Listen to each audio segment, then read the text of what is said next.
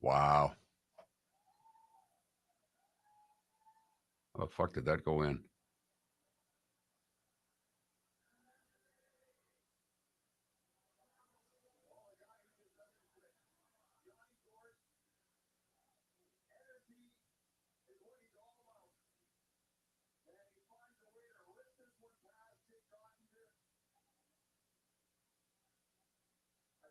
Yanni Gord.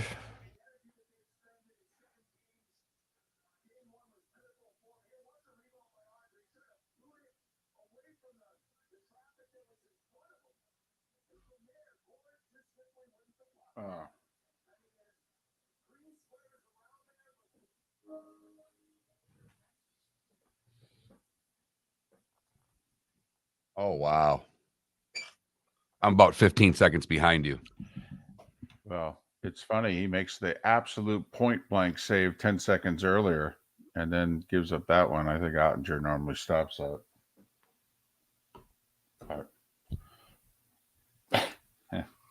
It kicked around, though.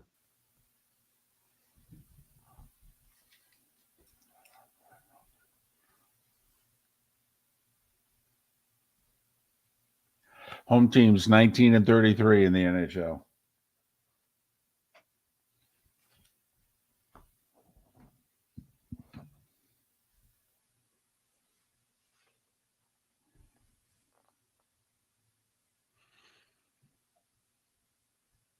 You said 19-33? 19-33 are home teams in the NHL. NBA, they're 29-20, less than 60%.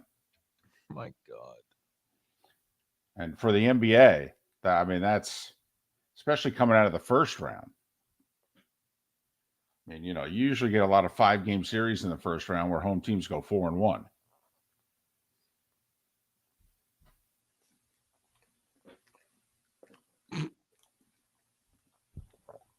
God, the Heat are tough. Yeah, Golly. Unbelievable. They were in that game from the tip. Right from the get-go. Man.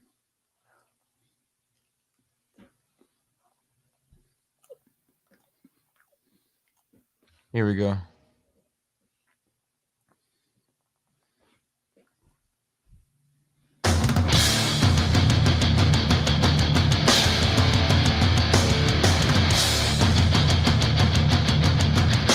You are listening to Miller and Moulton, exclusively on the Florida Sports Network.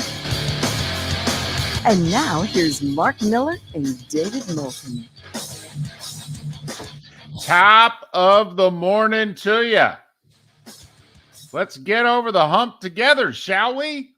Yeah. How the heck are you? Miller and Moulton here on the Florida Sports Network, floridasportsnetwork.com. Let me tell you, Mark, the Florida teams have been doing so well in the sports world over the last 6 weeks. I think we should name a radio network after it. I think it's a great idea. I've got the name already figured out. It's the Florida Sports Network. What do you think? Fantastic. Let's come up with a logo, some shirts. Let's go. Man, oh man. Are the Heat the toughest damn franchise right now in professional sports? They had no Jimmy Butler last night, and they had the lead mid-fourth quarter. Yes, they did. unable to hang on, but what a performance. It's not often this time of year we're talking about a team's performance after they lose. But I'm with you, David. It was gutsy. It was a gutsy performance by the Heat. Man, if you don't like the Heat, you need to learn to at least appreciate and respect them. They deserve it. My goodness. They talk of that whole Heat culture, and it's difficult. We've asked people with the organization, what exactly is it, the whole deal? I think what it is that we're just mentally tougher than you are. And we ain't giving you an inch. Don't care the circumstances, don't care the day of the week, just don't care. Don't care. Don't care. And the Knicks had to fight for their lives last night just to get out of town 1-1. With the Heat without two of their three best players. Now Miami can rest up for a few days. Game 3 Saturday. And meanwhile, we're trying to figure out, Mark, when a team plays a tough 7-game series, and it doesn't matter if it's hockey or basketball or even baseball. Right. And they have just 48 hours before game 1 of the next series starts. And usually it is one of two scenarios. They are mentally and physically whooped from the 7-game series, and they show up and they get whacked. Or they just keep playing. It's like, okay, we play every other day. That's what we do. Let's go. Right. This is just game 8. Yep. Let's go. Not game 1, it's game 8. And last night, the Florida Panthers played game 8. Correct. They're now up 5-3 on Boston/Toronto. On the Boston Leafs, on the Toronto Bruins, whatever. Played the exact same style. Nothing changed. They were just, different color uniforms they were playing against. That's all. And listen, if this Sergei Bobrovsky, it's only been about a week. This can stop at any moment. But if this guy wants to keep showing up for the Florida Panthers, any damn thing is possible in hockey when all of a sudden you got a goalie who's the best damn player on the ice.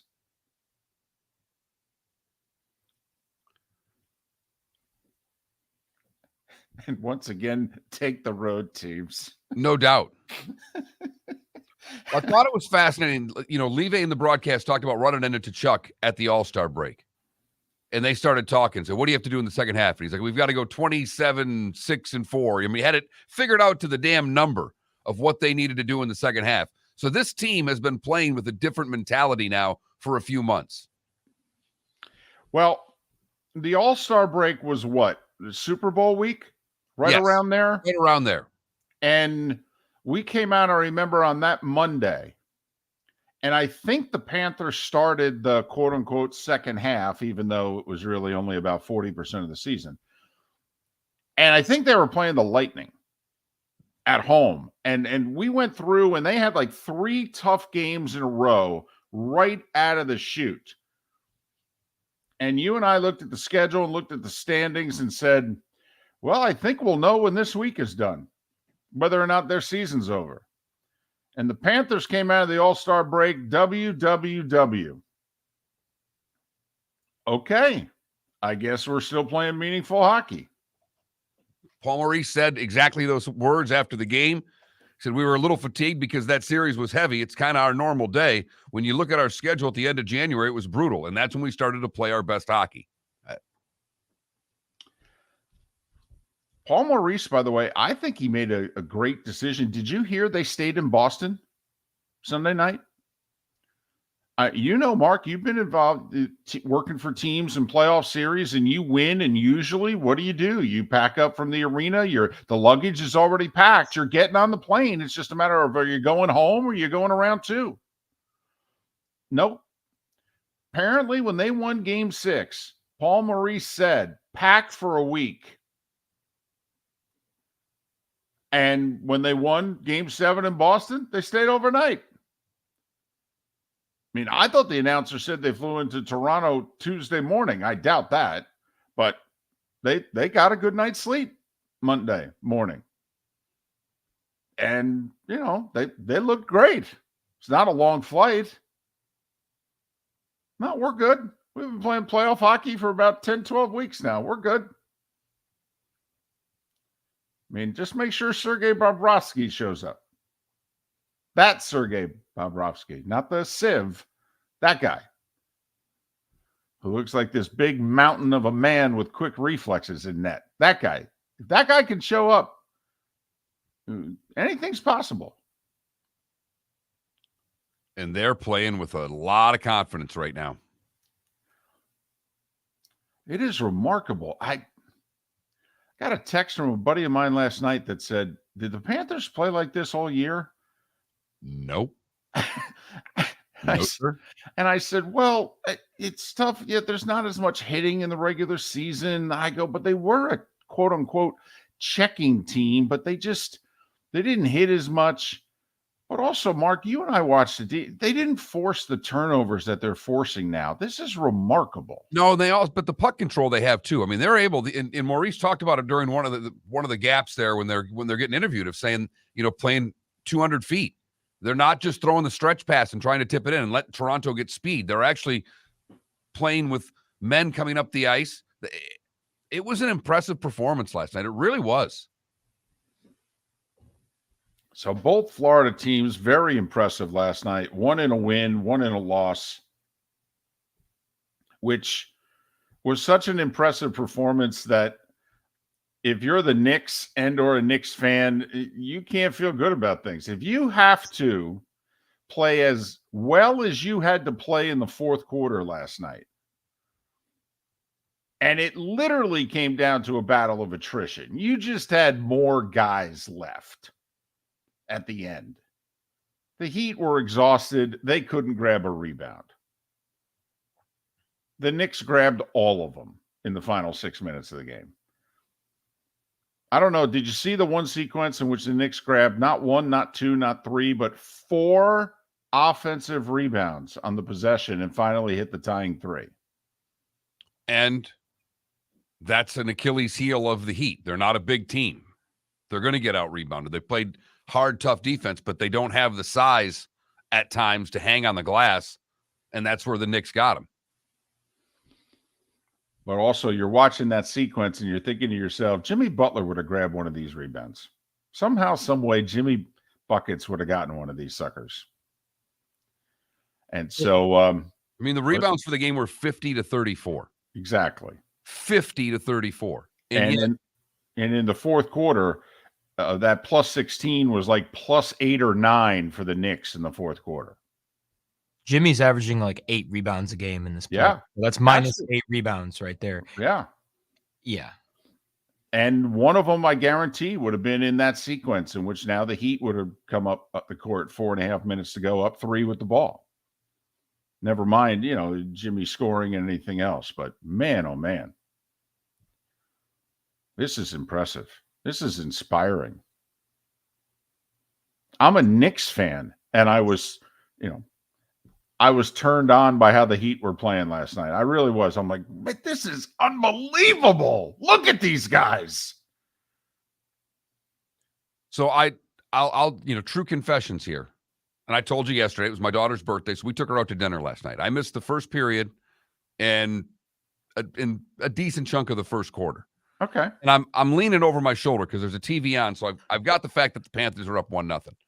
And then I check my phone and I'm checking the Heat score. I'm like, okay, they're in it. Wait a minute, I better get to the stats here because the only thing I care about at that point, I no offense to the NBA, I don't care about a first quarter score. I care about is Jimmy Butler playing. Right. Yeah. And I look and I'm like, no, he's not playing. No. No. And remember the spread was 6.5? Right. Yeah. At tip, it was 10. Mm-hmm. So the Heat covered at the very least. Hell, they would have covered the original spread. Guys stepping up. Unbelievable. Spoelstra's the best damn coach in the league. I mean, he really is. Think about how long he's been there, too. And there's never a word about the whole, well, they've heard the same voice. Okay. Same voice. I mean, what's he been there? 15 years? I mean, Riley won the title in 06. Spoelstra took over like a couple years later, didn't he? 08, 09, something like that. And he's only 52 years old. I know. He just cracked the top 5 in most playoff wins ever for a head coach. By the way, still get carded. Right. I was just going to say, you know what? That's a great poll question. How old do you think Eric Spoelstra really is? D is no blanking way. Right. Honestly, does he look 35? He is a very young looking man. Yes, he is. Yes, he is. It's a reason to not like the guy, but he's a hell of a coach. I know. He's huge with the Miami moms. You think? Well, Oh, yeah. not only that, he married a cheerleader. I mean, his game has game, and so does his teams. But yet the Knicks pull it off last night with no Jimmy Butler. The Florida Panthers get a Game 1 win in Toronto, and the Lakers win Game 1 on the road as well. We'll talk about all of it. Miller and Moulton, plus some Seth Everett today right here on the Florida Sports Network. David Moulton for Napa, Napa Auto Parts, and Napa Filters. Insist on Napa filters for your vehicles, or if you're a do-it-yourselfer, only buy Napa filters. Napa has a filter for almost anything on earth that moves, whether it's motorcycles, foreign and domestic cars, vans, SUVs, earth-moving equipment. You get the idea. Napa Auto Parts, Napa filters. Insist on them for your vehicles, or if you're do-it-yourselfer, only buy Napa filters. Located on the East Trail, locally owned Naples Tiki Bar and Grill is an outdoor eatery next to the Hitching Post Shopping Center. Island-inspired food with a true tiki theme. The best place in Naples to enjoy the beautiful weather in Southwest Florida. The Naples Tiki Bar and Grill offers a great menu for dine-in or takeout. Enjoy our famous pulled pork, huge burgers, and tiki bar cocktails. Don't miss happy hour every day from 3 to 6 and live music 7 days a week. See you soon at the Naples Tiki Bar and Grill, 11498 Tamiami Trail East. Miller and Moulton here for the Clutch Vodka Play of the Day. Mark, remember Nick Charles, Fred Hickman, the CNN Play of the Day? Yeah, CNN did a nightly sports show. That was a while ago. Yes, it was. Just work with me. Everyone liked the pod, the Play of the Day. So how about we have the Clutch Vodka Play of the Day? Sounds good. Fun. Smooth. Like Clutch Vodka. Listen weekday mornings for the Clutch Vodka Play of the Day. That's Clutch with a K.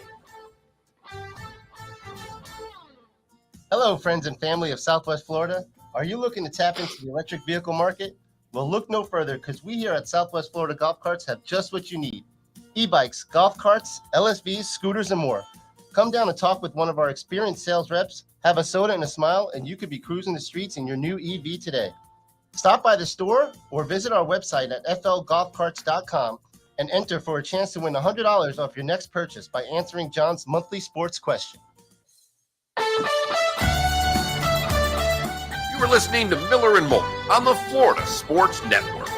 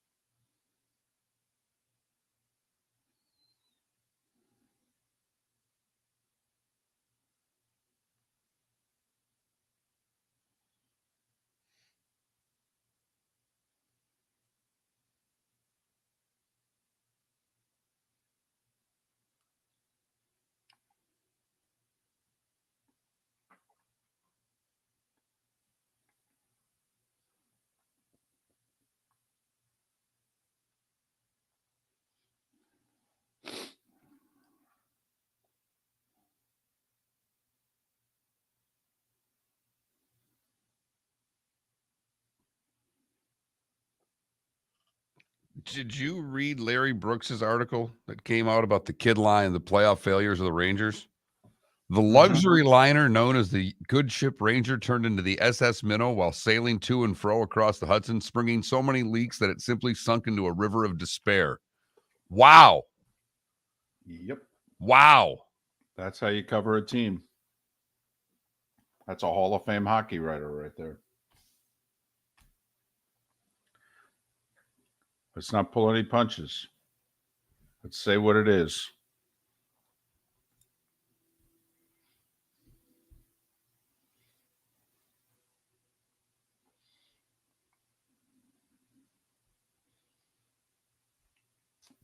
Deep down, I really thought if they could get by the Devils, that the only team that would beat them before the finals was Boston. Thought if they could just get out of the first round. KW, I didn't watch the whole game. I watched the fourth quarter this morning, and the big thing the announcer said about it is that it's contrast to styles. Golden State shoots threes. The Lakers go to the hoop. Golden State fouls more teams than anybody in the league. So they weren't surprised by the huge differential in free throws, for what it's worth.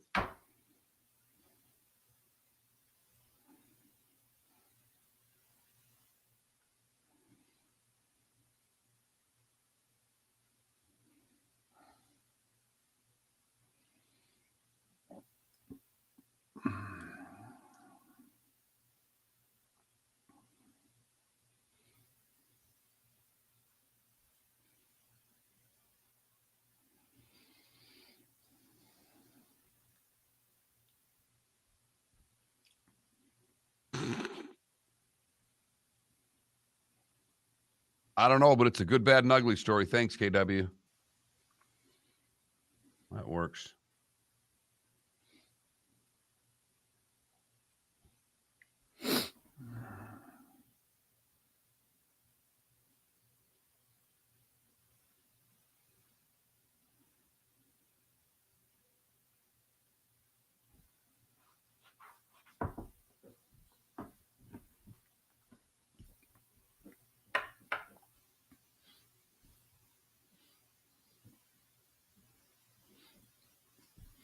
Hell, Ambient, why don't you just acquire Cook from the Vikings?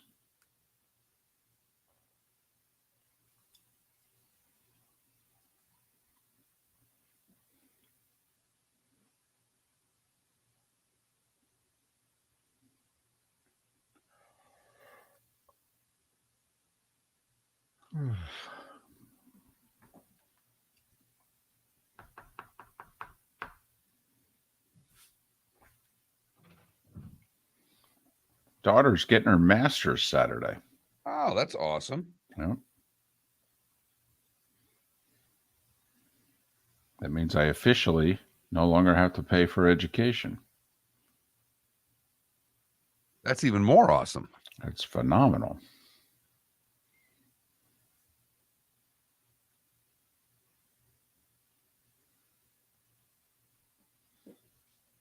Of course, she's going down the same career path as her mother, so she's never going to make any money. So that's fantastic. But the world will be a better place. Here we go.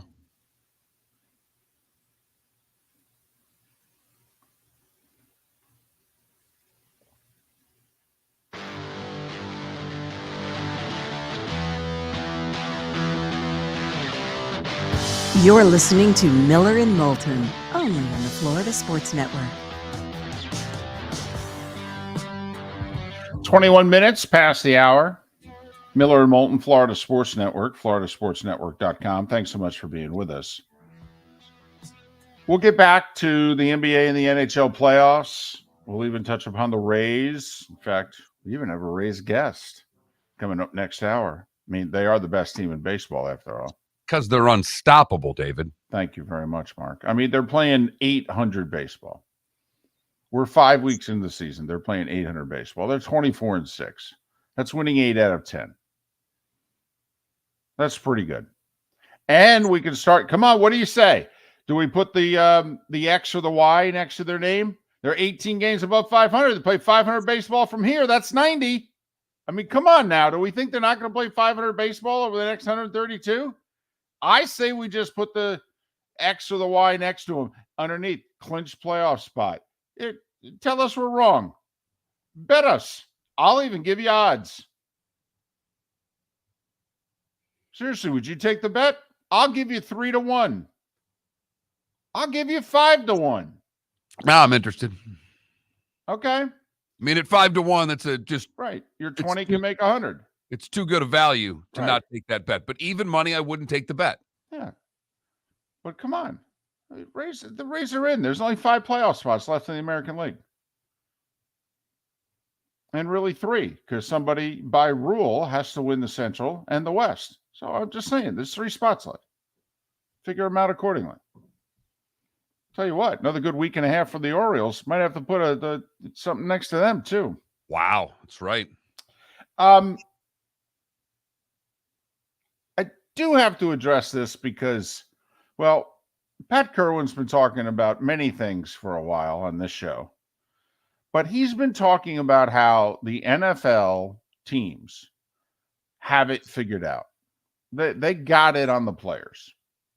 And the players, despite their best efforts, they're really not making progress.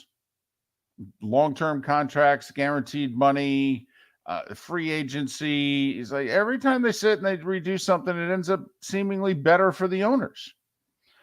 And one of the things that he talked about a few years ago was start paying attention to how many fifth-year options get picked up.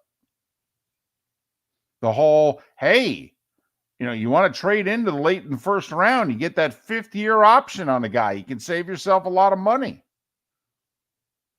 And Mark, you can. I mean, the Giants cost themselves $15+ million by not picking up Daniel Jones's fifth-year option. They rolled the dice and lost. Instead of him making $23 million this year, he's making $40. All right. Mark, 32 guys, obviously. Right. Drafted in the first round in 2020. Well, actually, not obviously, because every once in a while a team loses a first-round pick because they tamper. But Right. I get your point. Right, but no one tampered with Brady that year. Right.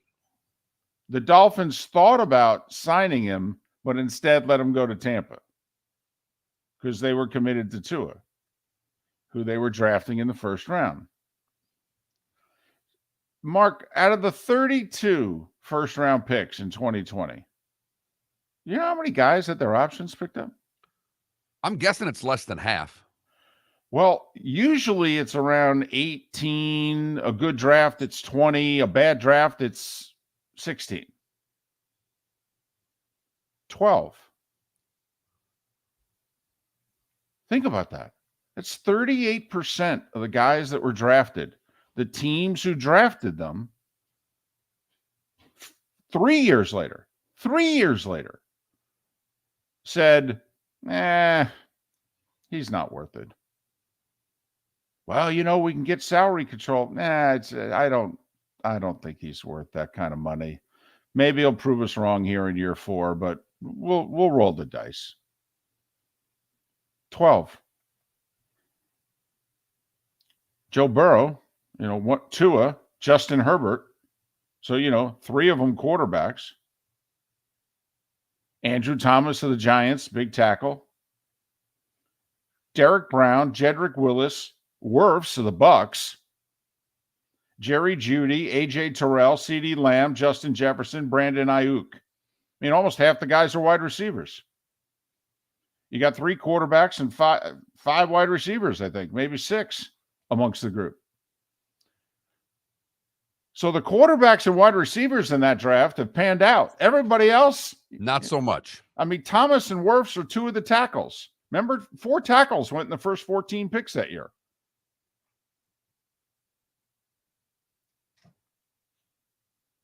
And Wirfs clearly the best one of the best in the league, if not the best in the league right now. Yeah, in fact, those 2 guys have graded out like 2 of the 5 best in the league right now. One plays right tackle, one plays left. In fact, if you left it up to a few GMs, they'd probably take those 2 and say, these could be our tackles. Thank you very much, especially considering their age. Burrow's making a little under 30. 2 at 23. I do love the fact Herbert's making Burrow money. That must be I guess, I don't know, honors, Pro Bowls, something, as to why Tua is making $6.5 million less than Burrow and Herbert. I mean, Tua was drafted one spot ahead of Herbert. He's making $6.4 million less. That's got to be Pro Bowls and other things. I don't know. So 12 out of 32. So you sure we couldn't do this? The four drunks at the end of the bar picking off of the internet? I mean, honestly, if you're only going to cash in 38% of the time, I mean, I don't want to, be Brad Pitt and Moneyball or anything when he's looking at the head of scouting and said, I've sat at those tables when you've said that this guy was going to end, you're wrong. You don't know. Well, and that's why I said to you yesterday as we were talking, be a lot more fun to be breaking down that draft that you're talking about than it is to break down the one that just happened, because we have no idea. Dolphins had 3 first-round picks. 2 of the 3 they didn't pick up the option on. Austin Jackson and Noah Egbayani. Tackle and corner.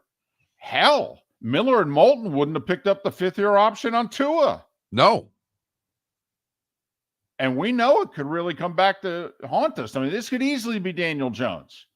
I mean, I have no doubt. I don't know about you, Mark. I have no doubt if Tua stays healthy, and by healthy, I mean 15 or more starts, I think he's going to tear it up. Tear it up. Plays 15 games. He's on the short list for the MVP, David. Because of the offense that they have, the coaching that they have. If he plays 15 to 17 games, I'm not saying he'll win the MVP, but he's a top 3 candidate for the MVP. And yet we would roll the dice. Because we don't think he's going to play 15 games. There's nothing that's proven that he can. Could cost us $20 million. Okay. 12 out of 32. Whew. And I think none of the last, 8 guys in the draft too. Jefferson went 22 or 23, something like that. I mean, damn.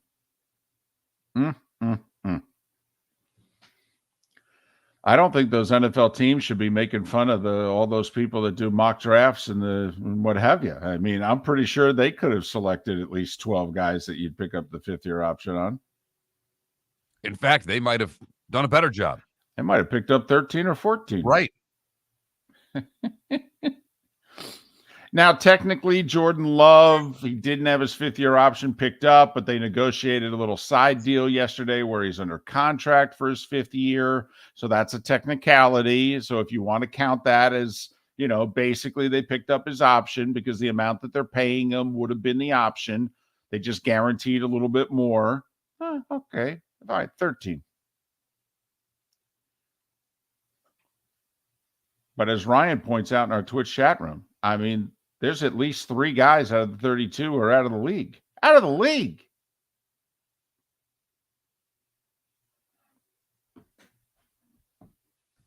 Miller and Moulton. Steve Carney will talk Rays with us today. Marc Malusis will talk New York sports, Knicks, Rangers, Yankees, and Seth Everett. Well, I think he's going to talk New Jersey Devils. The starting 5 is next. Miller and Moulton here for the Clutch Vodka Play of the Day. Mark, remember Nick Charles, Fred Hickman, the CNN Play of the Day? Yeah, CNN did a nightly sports show. That was a while ago. Yes, it was. Just work with me. Everyone liked the pod, the Play of the Day. So how about we have the Clutch Vodka Play of the Day? Sounds good. Fun. Smooth. Like Clutch Vodka. Listen weekday mornings for the Clutch Vodka Play of the Day. That's Clutch with a K. Hello, friends and family of Southwest Florida. Are you looking to tap into the electric vehicle market? Well, look no further, because we here at Southwest Florida Golf Carts have just what you need. E-bikes, golf carts, LSVs, scooters, and more. Come down and talk with one of our experienced sales reps, have a soda and a smile, and you could be cruising the streets in your new EV today. Stop by the store or visit our website at flgolfcarts.com and enter for a chance to win $100 off your next purchase by answering John's monthly sports question. Ladies and gentlemen, once again. Yeah. Hi. Excuse me. Hey, the line starts back here. Ma'am, if your party's not here, you're going to have to go around again. If you had the opportunity to avoid all this, wouldn't you? Salt Live is the official transportation provider of the Miller and Moulton Morning Show, making your trip to and from the airport seamless and stress-free. Salt Live is supported with the help of local partners like the Bayfront Inn. Gather your family and friends and enjoy a leisurely day on the water with a pontoon or deck boat. If you prefer to explore the waterways without a motor, the Bayfront has canoes, standboards, and kayaks. At the end of your journey, enjoy lunch or dinner at the Bamboo Tropical Bar and Grill. The Bayfront Inn, something for everyone on 5th Avenue in downtown Naples. BayfrontInNaples.com. When you need a ride, book with Salt Live Transportation, 308-8686, or book on saltlivetransportation.com.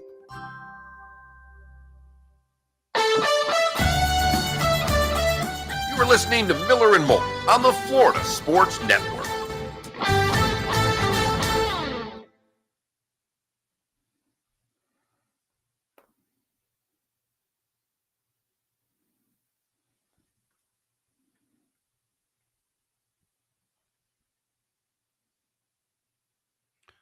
So the median home sale price is $375,000 in the U.S. For $375,000 in San Francisco, that'll get you a 374 square foot apartment. In New York, you can get a 432 square foot residence. But in Detroit, that money will get you a 5,109 square foot house. Well, there you go.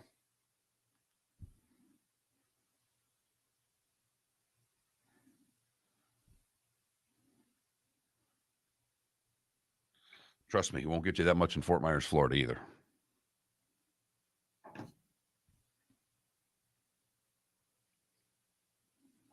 I would agree with you, Ambien.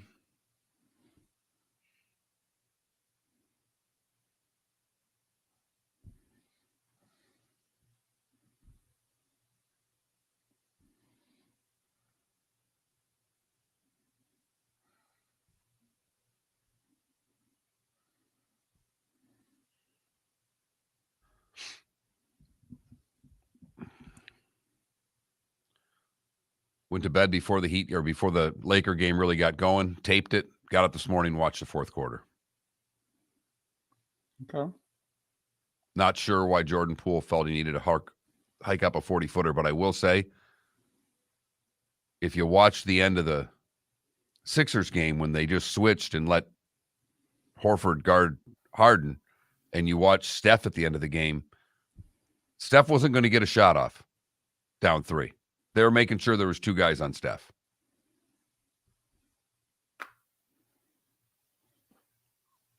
When you know who's going to shoot, it kind of makes sense to put 2 guys on him. Right. Well, I have to admit, when the Heat cut it to 6 with 24 seconds to go and Randall commits the inbound turnover and they put and Duncan Robinson then comes into the game, and I'm going, well, that's who's going to shoot here. And sure enough, the Knicks don't get cover him, and he hits a 3. And I'm sitting there going, come on. I know, and he ran around. I mean, come on. Why is he coming in the game? Of course, that's what he does. DC, I'd much rather stay up, but I can't stay up till 1 a.m. and get up at 4 a.m. I can't. I can't physically do it anymore. Well, he played great last night, DC. He played great. I don't know why he felt he needed to hark up a 40-footer there.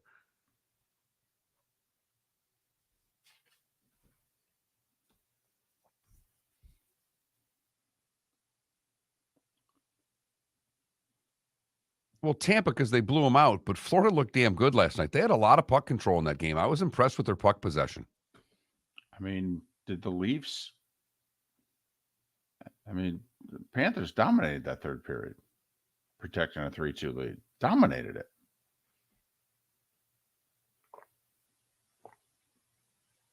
I mean, the crowd couldn't even get the "Go Leafs, Go" chant going. There was nothing to cheer about.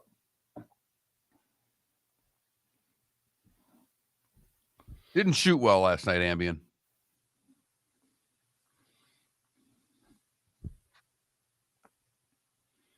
Think about that. Lakers just won game 1 of a second-round series, and LeBron looked okay.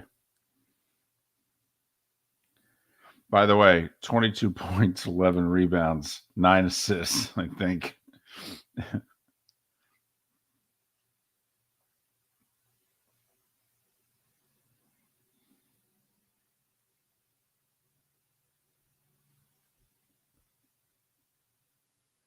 Canada relief, you're 100% right. Look the way Harden acted after they won that game. Everybody's trying to celebrate and jump all over Harden. He's like, go to the room. Yeah, it's a big deal. First one to 4, man.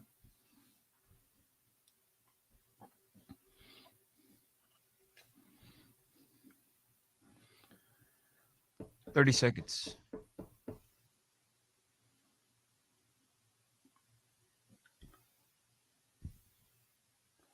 Last 4 playoff series the Rangers have been in. Down 3-1, they won. Down 2-0, they won. Up 2-0, they lost. Up 2-0, they lost.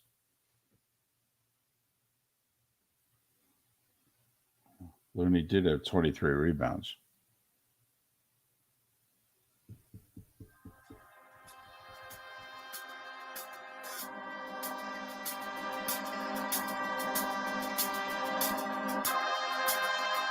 You're listening to Miller and Moulton, only on the Florida Sports Network. And now, here's Marc Miller and David Moulton. 22 minutes before the hour, top of the morning to you. Miller and Moulton, Florida Sports Network, floridasportsnetwork.com. Thanks so much for being with us.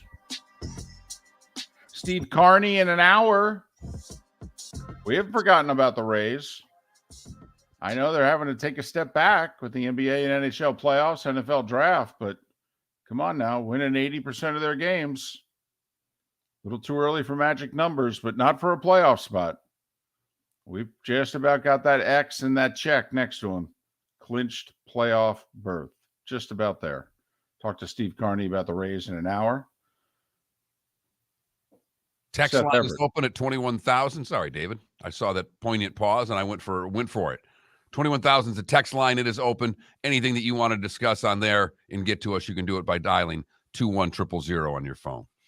And speaking of discussing things, it is time for The Starting Five. 5 stories you need to know. It's the Starting Five on Miller and Moulton. Here's number 1. By the way, Mark, how's he doing over there? Last night was the beginning of the Warriors-Lakers series, and we know that young Felipe is not going to turn that series off. It's LeBron, it's Steph. It could be the last time, and we know he's going to watch. So how's he holding up? He's holding up great because he fell asleep. What? He didn't watch. I went down midway through the third. There you go. There you Too much go. drama between the Heat and now, he's the big Florida Panther fan that he is. I had the double TVs on last night. It was a sensory overload. It's great to hear. It's great to hear. We just put about 15 years on you during that. The NBA NHL playoffs will do that, Felipe. In New York, the Heat nearly did it again, and this time without Jimmy Butler. They just took it as a challenge. Hey, what do you say we take on the Knicks without Jimmy Butler and Tyler Hero? I don't know, man. That's a tall task. I think we can do it. Heat led going to the fourth. Heat were on fire the first 5 minutes of the fourth quarter. They scored 16 points in the first 5 minutes of the fourth quarter. They're up 6 with 7 minutes to play. And then, well, they kind of slowed down, and the Knicks wore them down. Started grabbing every rebound under the sun. And Brunson and Hart hit threes down the stretch. Knicks even up the series at a game apiece, 111-105. Game 3 Saturday in Miami. Saturday. By the way, NHL took a look at the schedule and said, we should probably change the dates. Did you hear the schedule for the Panthers-Toronto series? They took a look at when the Knicks and the Heat were going to be playing, and they said, all right, we're supposed to play Saturday, but the Heat are playing Saturday. Let's play Game 3 Sunday.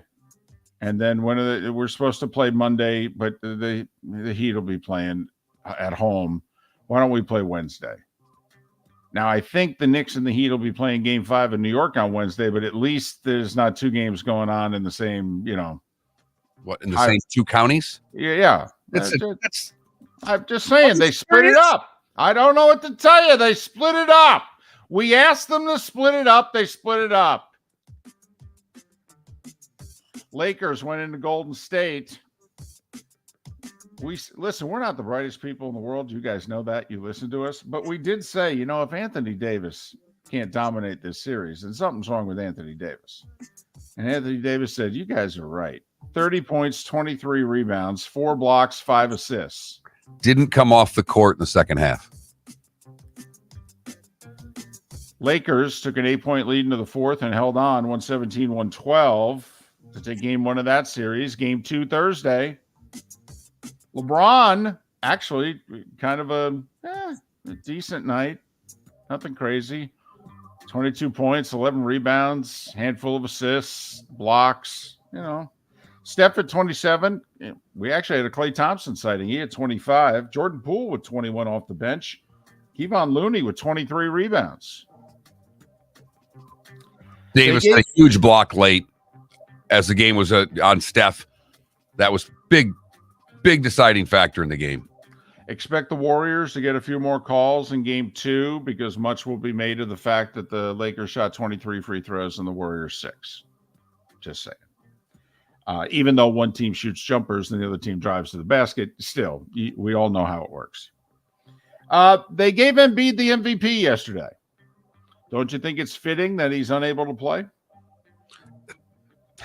I mean, does anything say 2023 NBA more than, hey, why don't we give it to Joel Embiid? He can't play, right? Perfect. Sixers Celtics game 2 tonight in Boston. Embiid not going to play. Boston 10-point favorite again. We had this same setup for game 1. How'd that work out? Home teams, by the way, in the NBA are 29-20. That's under 60%. We all know how home teams dominate in the NBA. Not this year. Meanwhile, we had 2 NHL playoff games yesterday, Mark. How many do you think the home team won? 0, 1, or 2? Well, that would be 0. Yeah, because it's the NHL playoffs. And home teams are 19-33. 19-33. Florida went to Toronto and said, I don't know, they look a lot like the Bruins to us. 4-2 the final. Bobrovsky 34 saves. Carter Verhaeghe again. Breakaway late second to give him the lead for good. Brandon Montour. His 6th goal of the playoffs. Unbelievable. He's a defenseman. 8 games. 6 goals for a defenseman. What is he, Bobby Orr? Game 2 Thursday. Kid can skate. I'm not saying he's Bobby Orr, but he can flat out skate. He can. He can. And he's definitely not Bobby Orr. I'm not that I don't want anybody to miss what I said. The man can skate, though. The only thing they have in common is they play the same position on the ice. Otherwise, And his first name starts with a B, and so did Orr's. That's it. That's all they got. How about the Kraken? Joe Pavelski came back for Dallas. He had been out with a concussion. He missed most of the Wild series. He How did he came do back his last first night game for the back? Stars. Well, Mark, he scored not 1, not 2, not 3, but 4 goals. He scored 4 goals, and his team lost. I don't know if he lost the face of it. At one point, he was 8 for 8 on draws, too. He was 8 for 8 on draws, 4 goals, and he played like 18 minutes coming back from a concussion. Unbelievable performance. The Kraken scored 2 goals in 11 seconds and 3 goals in 52 seconds in the first period. Damn. They led 4-2. Pavelski in the third said, I'll tie it up. And he did by himself. Yanni Gourde, the winner, snapped the wrister by Ottinger. 12 minutes in overtime. Seattle took game 1 5-4. Game 2's Thursday. Tonight, Devils and Carolina separated by a point in the regular season. Oilers and Golden Knights separated by 2 points in the regular season. These are the first and second place teams in their respective divisions going at it. Just a quick PSA by me on behalf of the National Hockey League. I know that you don't care about the Carolina Hurricanes and the New Jersey Devils. I get it.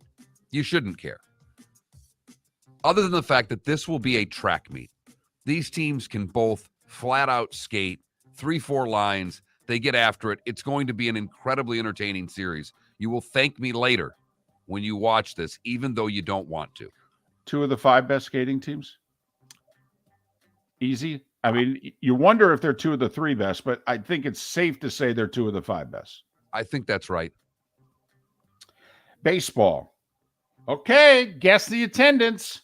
Remember, 14,618. That's our Rays bar. The Rays back home hosting the Pirates, who do spring training in Bradenton.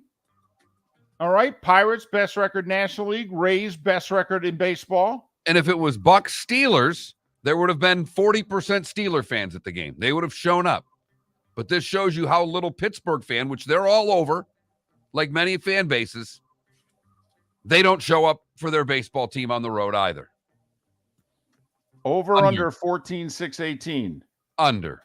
By over 4,000. They barely had 10,000 in the joint last night for the best team in baseball. 10-3-25. Harold Ramirez, a homer, 2 RBIs. Jose Siri stole home. Rays are 24-6. They won 4-1. Do you know the Rays have scored first 19 times? They've won when they have scored first 19 times. What are they, a hockey team? That's a hockey stat. That's amazing. That is truly amazing. Tell you what, to make it interesting, instead of using the Rays attendance bar, how about we use the Rays attendance from last night? 10-3-25 as the Marlins attendance bar. Marlins hosting the Braves. Marlins having won 4 in a row. They just swept the Cubs. 10-3-25 for a Tuesday night. Under. 86-26. Braves 6-0. Bryce Elder outpitches Sandy Alcantara. Yankees rallied to beat Cleveland 4-2, snap a 4-game skid. The Orioles are 20-9. Thank you very much. Ryan Mountcastle. Shouldn't he be invited to like King Charles's coronation? I think he is. Is this his last game for the Orioles before he heads across the pond? I say we send Mountcastle and keep Harry home. He had 2 2-run homers last night. Orioles beat KC 11-7 because everybody beats KC. Boston, Connor Wong with 2 homers, including the game-winning solo shot in the 8th, 7-6 over Toronto. Angels scored 4 in the first, beat St. Louis 5-1. Cardinals' 4th loss in a row. They're 10-20. The Cardinals. Someone's getting traded. Like, seriously, the Cardinals are going to make a move here. Something's going to happen to this team. Nats 4-1 over the Cubs. Texas has won 4 in a row. They have a 2.5-game lead in the West. They beat Arizona 6-4. Giants held the Astros to 3 hits, 2-0. Colorado edged Milwaukee 3-2. Oakland at home on a Tuesday night against Seattle, over under 5,000. I know what the attendance was.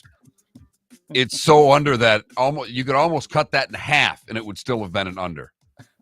I think you should check minor league baseball box scores last night, ECHL playoff scores last night, and see whether or not the A's outdrew them. 2-1 Seattle in front of 25-83. 25-83. Meanwhile, in San Diego, capacity is 41,000. They had over 43,000 in the ballpark for a Tuesday night game against the Reds. They lost 2-1 and 10. White Sox over the Twins 3-2 and 10. And Bryce Harper returned. A little over. Matter. It didn't. They were held to 2 hits, the Phillies, and he went 0 for 4. But Bryce Harper is back 160 days after Tommy John surgery. Dodgers 13-1 over the Phillies. As we mentioned earlier, only 12 of the 32 first-round picks from 3 years ago had their fifth-year options picked up. The Dolphins said no yesterday to tackle Austin Jackson and cornerback Noah Egbayani. So they'll both play this year, final years of their rookie deal. Green Bay signed Jordan Love to a 1-year extension instead of picking up his option for next year, in which all $22 million is fully guaranteed. They said to him, how about we give you $22 million and we only guarantee $13 million of it? And if you don't agree to the deal, we're not going to pick up your option. So it was a compromise and they signed it. By the way, ex-Raiders wide receiver Henry Ruggs, part of that 2020 first-round draft class, he has decided to plead guilty to a felony and a misdemeanor. Remember, he had that high-speed drunken car wreck which killed a woman a couple years ago. He will serve between 3 and 10 years in prison. And at 8 minutes before the hour, that was Well, it happened. He's completely out right now. Our producer is sound asleep on That's the job. fantastic. Should we just let it go, or should I bang on the glass? I think you should bang on the glass. Move the microphone over. Okay. And it is time now for. He's disoriented, is he? He is a mess. I'm just trying to get him to play either starting five, the intro or the outro right now. No? That's That was the There you go. Weekday morning at this time on Miller and Moulton. He should have more respect for the two old guys he's working with. You're damn right. We do this NBA, NHL playoff thing every year. Every year. First night of him having to do early games and then a late game that he really wanted to stay up and watch, which he fell asleep for mid-third quarter. Man, if this Heat-Knicks series can go 6 or 7, the Panthers continue their deep run. If we can get 6 or 7 out of the Lakers and the Warriors by the middle of next week, he'll be an absolute mess. One little add onto the starting five. Forte, the Derby favorite at 3-1 in the 15 hole. Post positions were issued yesterday. Miller and Moulton. Thanks for listening right here on the Florida Sports Network. David Moulton for Napa Auto Parts, and Napa Filters. Insist on Napa filters for your vehicles, or if you're a do-it-yourselfer, only buy Napa filters. Napa has a filter for almost anything on earth that moves, whether it's motorcycles, foreign and domestic cars, vans, SUVs, earth-moving equipment. You get the idea. Napa Auto Parts, Napa filters. Insist on them for your vehicles, or if you're a do-it-yourselfer, only buy Napa filters. Hello, friends and family of Southwest Florida. Are you looking to tap into the electric vehicle market?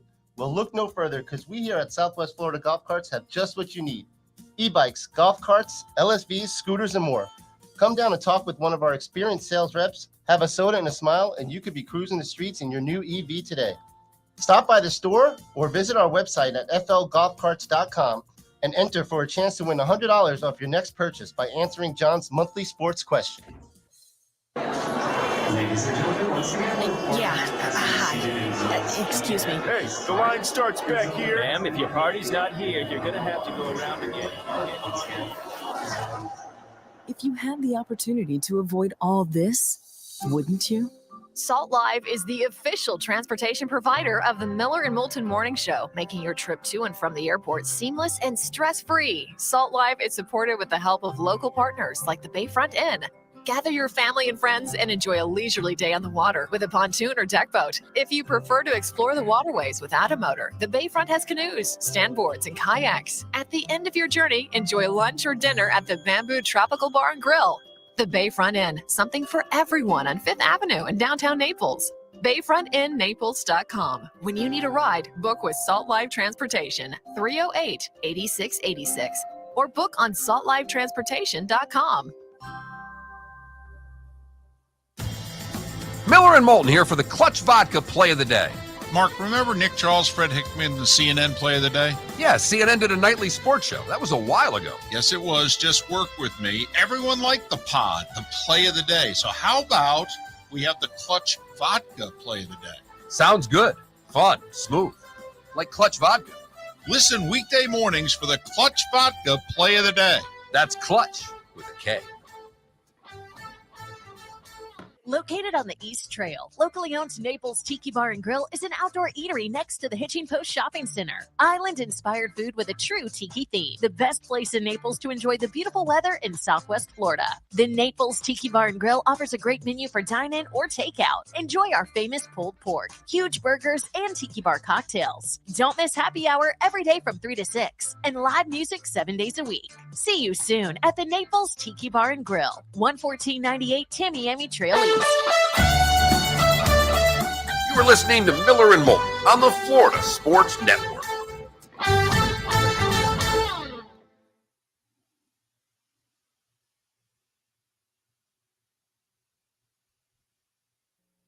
My chair is now out of the room.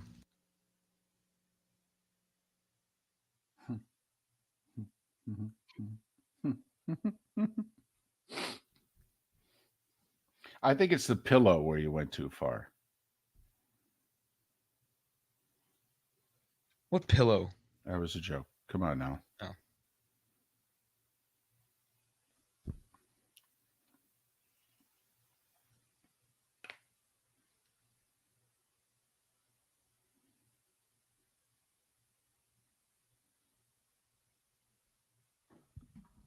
It's all right. I got a text from a guy. Just got a text from a friend of mine. Says, up listening to your show on my day off and your producer fell asleep, LOL. Hey, don't throw your hands to your side and say, I know. You just passed out during the show. I know. We're not even an hour into it, man.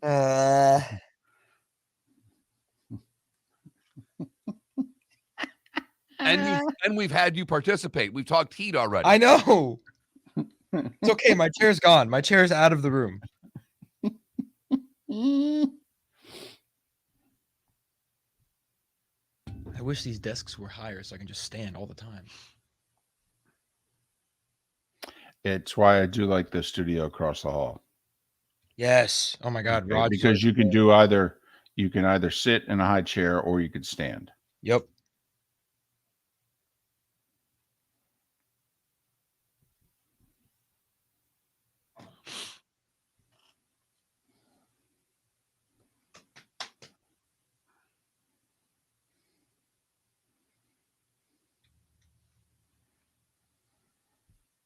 Man, how great would it be if we can get sponsored by an energy drink? Did you stay up watching that West Coast NBA game?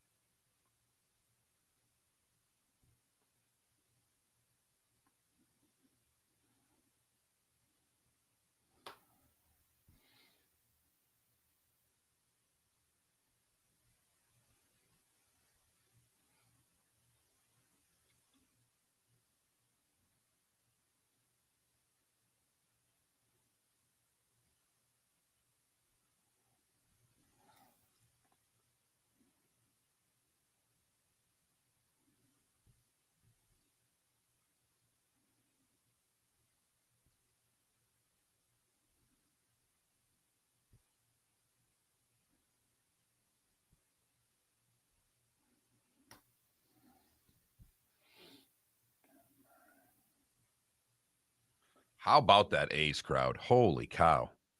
That's something. A bunch of them showed up recently, though, and they like brought signs, and it was actually a decent crowd to a game. I don't know if it was over the weekend or what have you, but I don't know how many more they're going to get.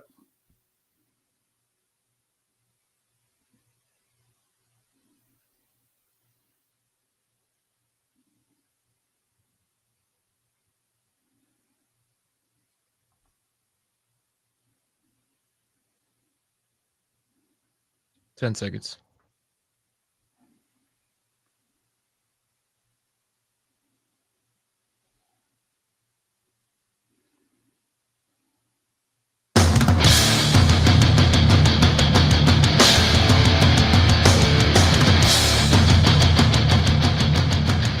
You are listening to Miller and Moulton, exclusively on the Florida Sports Network. And now, here's Marc Miller and David Moulton. Top of the morning to you. Hour 2 of Miller and Moulton on this hump day. Hope your week is going well. First week in May. Got the Derby Saturday. Got the Miami Grand Prix on Sunday. NBA and NHL playoffs continuing, and they've been just remarkable. And that doesn't even, we're just not saying that because you got the Heat and you got the Panthers, and they're doing their thing. But it's been remarkable. You got the Warriors and Lakers in the second round out west. Don't know how many times Steph and LeBron are going to face one another in a playoff series ever again. That's not hyperbole. That's just, I think, the facts of life. One guy's 38 and the other's turning 35. I mean, Plus, also, do you know the last time before last night that the Lakers and the Warriors had played a playoff game against one another? 91. because that was a play-in game that they played 2 years ago. That didn't count. That's not the playoffs. The last time the Lakers and the Warriors had played a playoff game against one another was 1991 until last night. A strange series of events. They're in the same division, same conference. You'd think, but remember, the Warriors weren't good for a long time. And then when they got good, it was some downtimes for the Lakers. Right. So, figure it out accordingly.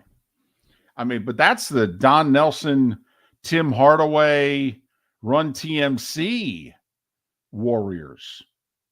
It's also George Herbert Walker Bush as president. Try to work in administration early in the show every day if we can. Just like David Sampson says he likes to work the word "tookus" into a show as early as he can. We like to work in administration of some kind into the show as early as we can. Can I just go back to the point we made about 45 minutes ago about these first-round picks in 2020 and how only 12 of the 32 had their fifth-year options picked up? This is, Mark, these people do this for a living. All right. The Lions picked Jeff Okudah third overall. Right. They just traded him for what? A fifth? What did they get for him? Was fifth. It a rounder? Yeah. Okay. It's like, please get him out of here. The second overall pick of the draft didn't have his fifth-year option picked up. Chase Young had a really good rookie year. Got banged up. It's more injuries than anything else there. A knee injury. They're really worried about it. Now, Burrow went 1. The Giants took Andrew Thomas at 4, the tackle from Georgia. He's turned into a stud. 2 of 5, Herbert 6. All right, Derek Brown, defensive tackle, Carolina 7. Big kid from Auburn. He's a good, solid player in this league. Arizona just said no to the 8th pick of the draft, Isaiah Simmons. He was supposed to be one of those linebackers who he could defend the run and he could run with a tight end down the seam. Not so much. 8th overall. Jags took C.J. Henderson, 9th overall, cornerback. Yeah. Cleveland's tackle, Jedrick Wills. Okay, he's a solid player. That works. But remember, the Jets took Mekhi Becton. Yeah, he's a mess. Right, that's a bust. He's played 2 games in 2 years. Raiders took Henry Ruggs. Yeah, he's in jail. That's 12th overall, by the way. Tristan Wirfs from the Bucs at 13. The Niners he's a solid player, Javon Kinlaw, but they didn't pick up his fifth-year option. Big defensive tackle. Broncos picked up Jerry Jeudy at 15. And the Falcons picked up cornerback A.J. Terrell, and the Cowboys picked up wide receiver C.D. Lamb. So of your top 17 picks, 10 of the 17 had their fifth-year options picked up. So there's your line of demarcation right there. Well, if you think about it, what have we always talked about? Pat's explained this to us. We've now kind of taken it as gospel, and all the draft experts talk about it, that really after you're at about pick 18, that's about the number of first-round grades that there are. Oh. Everything past pick 18, you're basically doing with second-round grades for most of these players, most years. And you draw the line in the sand in between 17 and 18 from the draft of just 3 years ago. Dolphins said no to Austin Jackson, the tackle. I mean, you want to talk about a disastrous draft. You want to know why John Gruden and Mike Mayock are no longer in Las Vegas? So the guy they picked 12th killed someone, is in jail. The guy they picked 19th, all right, was released after just a year, cornerback Damon Arnett out of Ohio State. Think about that. 2 top 20 picks. You got a year and a half out of one until he got drunk and he killed someone. And the other guy was such a mess off the field, you had to release him after a year. Right. The Jags said no on Chason. Okay player, I guess. But, they said, no, we're not picking up that option. The Eagles have already traded Jalen Reagor because they should have taken the guy who Minnesota took next, Justin Jefferson. You know, Chargers didn't pick up linebacker Kenneth Murray. The Saints, Cesar Ruiz is a bust. They're just holding on to him to save face, big body. He was supposed to be their starting center for 10 years. He's a backup guard. You know, Niners picked up Brandon Ayuk, the wide receiver.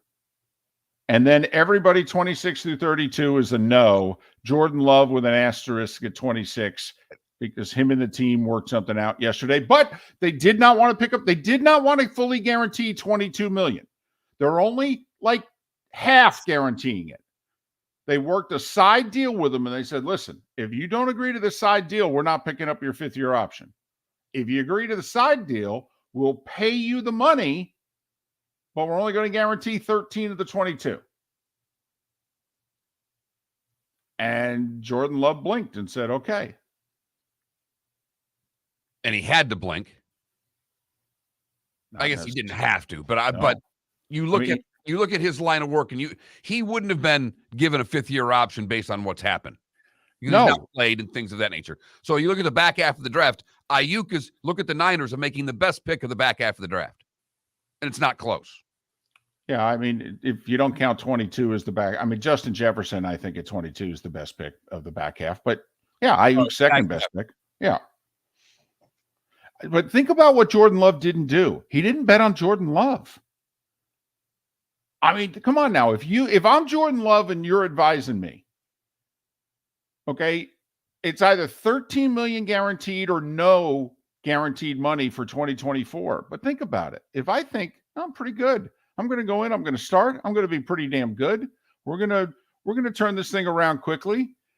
Think about what they'd have to pay me next year.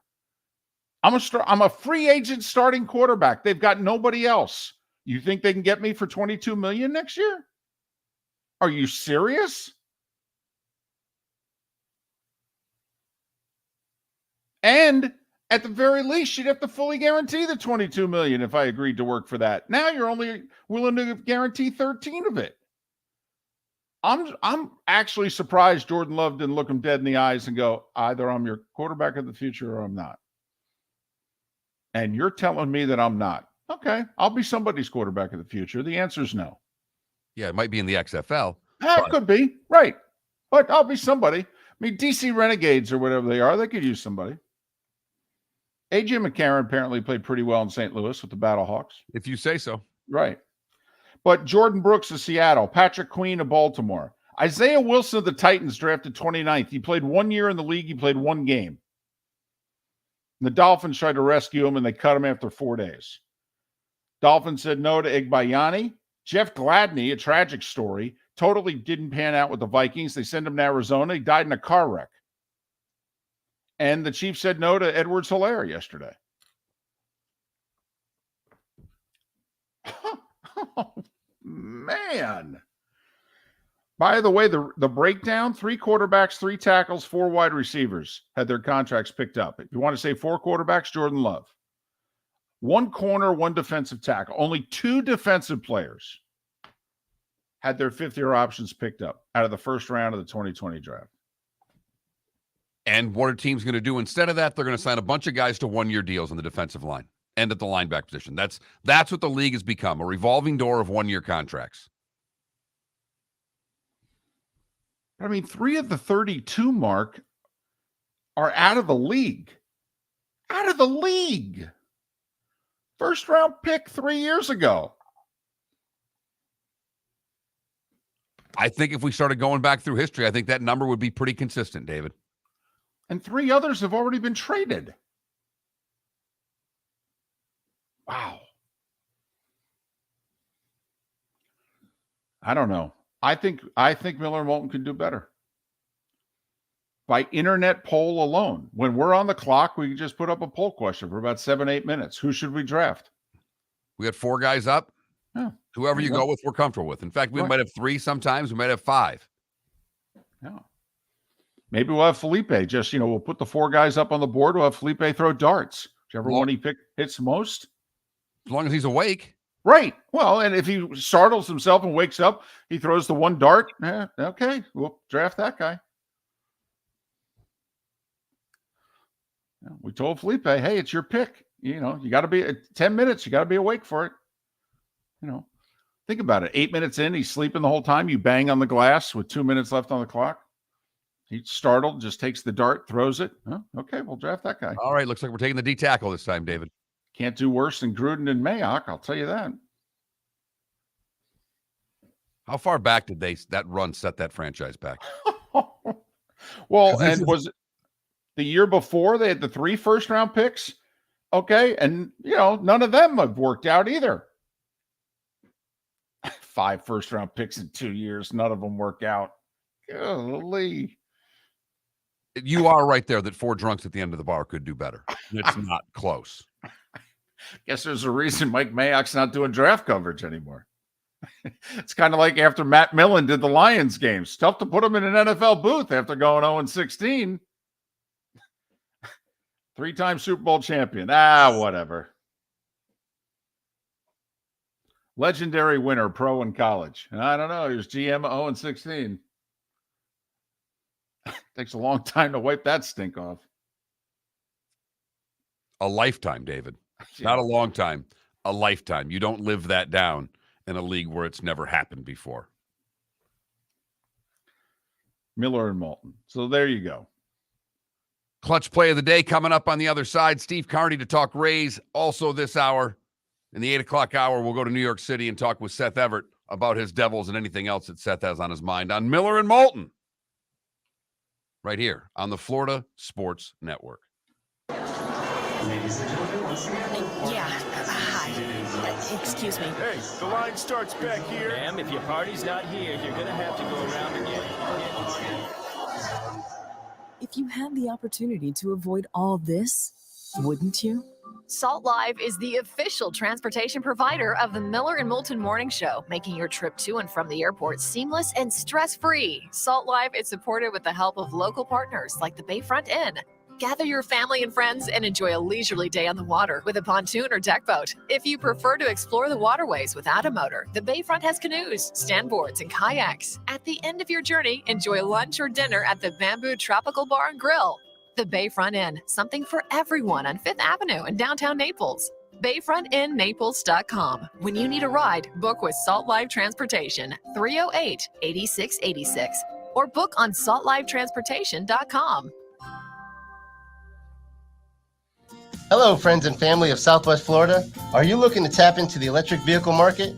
Well, look no further, because we here at Southwest Florida Golf Carts have just what you need. E-bikes, golf carts, LSVs, scooters, and more. Come down and talk with one of our experienced sales reps, have a soda and a smile, and you could be cruising the streets in your new EV today. Stop by the store or visit our website at flgolfcarts.com and enter for a chance to win $100 off your next purchase by answering John's monthly sports question. Located on the East Trail, locally owned Naples Tiki Bar and Grill is an outdoor eatery next to the Hitching Post Shopping Center. Island-inspired food with a true tiki theme. The best place in Naples to enjoy the beautiful weather in Southwest Florida. The Naples Tiki Bar and Grill offers a great menu for dine-in or takeout. Enjoy our famous pulled pork, huge burgers, and tiki bar cocktails. Don't miss happy hour every day from 3 to 6 and live music 7 days a week. See you soon at the Naples Tiki Bar and Grill, 11498 Tamiami Trail East. You were listening to Miller and Moulton on the Florida Sports Network.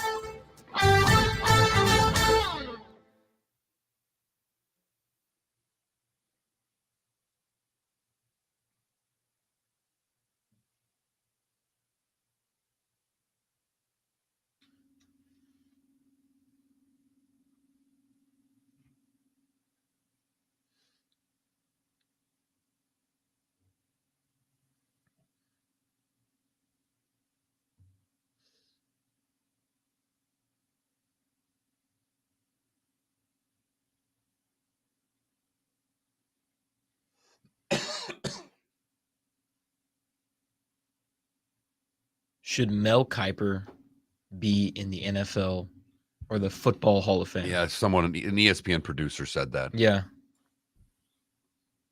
I mean, John Clayton is in the Hall of Fame. Well, there's a media award. There's the Roselle Award.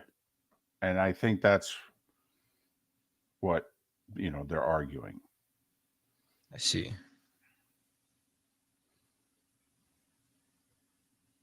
like Buck got it a couple years ago. He got the Roselle Award. Do you think Kuiper should get it? I would love to see some of the people he's up against, if you know what I mean. No, I understand. I think he's deserving. I mean, look what this draft has become, and he's been a large reason behind it. I mean, especially if there's a lifetime, if it's more of a lifetime award than it is. I don't know how,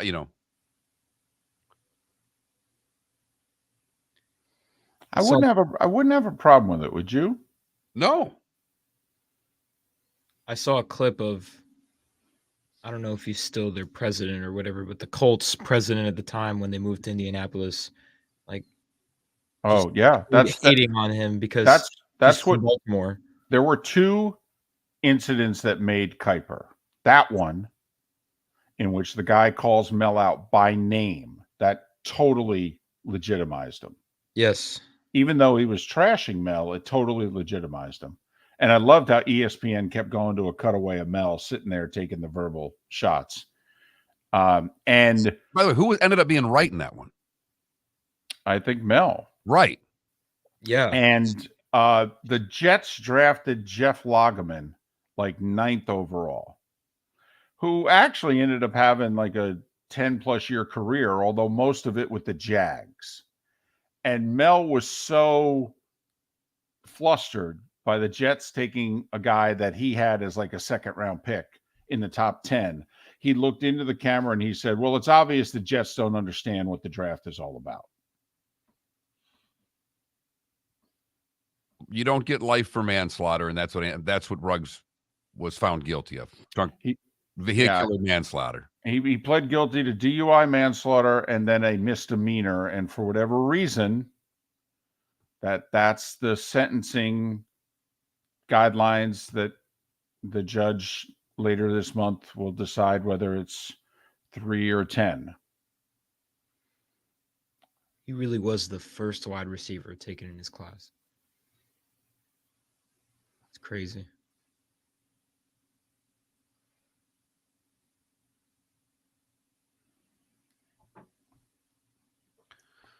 Amby and Dante Stallworth did 24 days for killing somebody and wrote a check for $8 million. Did he accidentally kill someone? He ran over someone in Miami on. Was it Biscayne?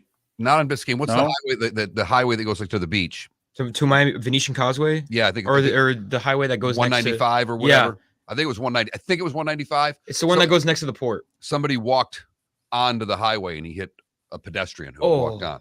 Ooh. 24 days he served, and he wrote him a check for $8 million. And they did not want him serving time because they wanted him to be able to make the money to pay them. The family decided jail or money, and the family basically decided for money. Money. And they said in order for him to be able to pay us, he has to be able to continue his wide receiving career. So he did 24 days in prison, wrote him a check for $8 million. And kept playing? Kept playing. Wow.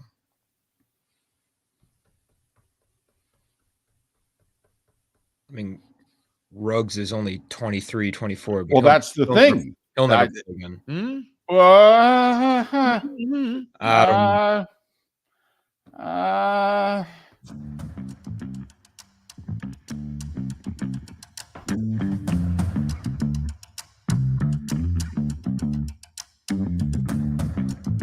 You're listening to Miller and Moulton, only on the Florida Sports Network. 21 minutes past the hour. Miller and Moulton, Florida Sports Network, floridasportsnetwork.com. Steve Carney in a little less than 20 minutes to talk about the Rays, who are 24-6. Thank you very much. You got to put that baseline really high. Do you? You got to be up high with that baseline. Oh, so you wouldn't go low with that? No, the bass. You got to have that goofy high look when you're strumming that bass line. Little fap with the thumb. Clutch Vodka play of the day coming up in about a half dozen minutes. We did mention, and we were talking about it during the break. So Henry Ruggs, first round pick, and he tragically got drunk, got behind the wheel, smashed at a high rate of speed into the back of someone's car. The car exploded. The woman and her dog died. He's apparently going to plead to a felony and a misdemeanor, and he's going to be sentenced for somewhere between 3 and 10 years in prison. He's like, what, 24 years old, something like that, 23, 24? Let's just say he ends up doing the lighter part of the sentence. He's out of jail at like 27 years of age. You think an NFL team gives him a shot? I think he would have to start in whatever spring league is still going on. XFL, USFL. And they would give him a shot. Guaranteed. He would tear up either one of those. Of course leagues. he would. Well, in If theory. he's in shape 3 years from now. I mean, there's a lot that could happen. Man is going away to prison. But, David, I think the possibility of him playing first off, will there still be a spring league for him to play in when he gets out of prison? That's a great poll question right there. Will there be spring football for Henry Ruggs to play in when he's released? It's a very dark question. Right. That's a very dark question. Yeah. Well, it's the show can turn dark sometimes. Yeah. So I don't know. We were talking about it there during the break. Just wanted to throw it out there. A little fodder, 21,000 on the text line. Maybe it's something to chew on. So did you see Vasilevsky made some comments about how much he's played and just that he maybe was a little more tired than he thought? He says, my mistake was that I really didn't pay attention to my recovery. The first 30, 35 games, I felt as usual, but then me and my body weren't on the same page, I guess. All those small injuries came out in the same time. Good lessons, another experience. This season really showed me that I have to be smart about it. So if I want to be a workhorse, I have to recover well. He's played more minutes since the bubble began in August of 2020. He has played in 14,769 minutes over 242 games in the regular season and playoffs. The next closest is the Winnipeg goaltender at 192 games. So 50 more games than anybody else. Which is almost a season for a goaltender. Correct. The number one goalies play between 50 and 60 games. Right. So his backup has the best job ever. Well, he just sits there. Yes. And Felipe, part of it is also he almost demands that he plays a heavy workload. Like, I do think that Cooper and the Lightning need to say to him, listen, we haven't had good backup goalies the last few years. And part of it's because there's nobody decent who wants to come here and be your backup. You ain't never going to play. So we got to lighten your regular season workload. These 62-game regular seasons need to end, okay? Played in 60 games this year. He was 34, 22, and 4, but he lost 12 of his final 20. And then the hole he doesn't like to be pulled. Like in game 2, and he gave up 6 goals in the first 2 periods. And Cooper's like, you really can't take him out of a game. He doesn't handle it well. I mean, sorry. You need to pull you aside and go, listen, here's the deal. You're going to play about 8 less games a year. The number's going to be 54. You're going to play 2 out of every 3. And if you have an off night, we're pulling you, okay? You ain't 23 anymore. That's how it works. Got it? Okay, enjoy your summer. I don't even know if I'd have the conversation until the fall. Might not even have that. Might not even be an exit. It might be a sit down at the beginning of training camp and saying, you're playing 2 or 3 this year. That's it. Problem is they don't have any money. They don't want to spend any money on a backup goalie. I mean, they literally, you know how we complain when teams cut their punters and kickers because they're trying to save like $400,000? The Lightning want to save $400,000 on their backup goalie. They need every dollar. I don't know what to tell you. Then play harder when the backup's in. Yeah, well, it'd be nice if maybe somebody in the system could come up and be the backup. Right. I mean, that's the guy who's, backstopping the Devils right now. He just came up through the system. He only played like 24 games in the regular season. He played in Albany part of the season. He was there 3. Right. That's what I'm saying. I mean, the guy who backstopped the Panthers into the playoffs, he was their AHL goalie, Ryan. And they had to turn to him down the stretch because, well, the one guy went off the deep end and Bobrovsky couldn't stop a beach ball. I said, well, put the minor leaguer in. Got to do something. So I just found that interesting to see Vasilevsky actually admit to the workload, if you will, saying, hey, this maybe my body didn't, I'm getting a little older. I didn't realize what I need to do to recover. And if he felt that way, how do you think Hedman, Stamkos, and Point and others felt? Kucherov, right. Time now for our Clutch Vodka play of the day. That's Clutch with the K. Sleeping Beauty, what do you got for us today? If you stayed up and watched some playoff hockey last night, the Stars and Kraken heading into the third period, Kraken up 4-2. Joe Pavelski scored all 4 goals for the Stars last night, by the way. Scored 2 in the third period, sent the game to overtime. But it wasn't enough because Yanni Gourde won it for the Kraken. Tolvanen on the right side, dropping for Larson. Fakes the shot, pulls it back in. Brookstrand blasting, blocker down. Brookstrand gets his own rebound, puts it back toward the goal, and never got through. Now Seattle scores! Scores! On the far side! It's hammered in off the rebound! Yanni Gourde, the overtime hero here in Game 1.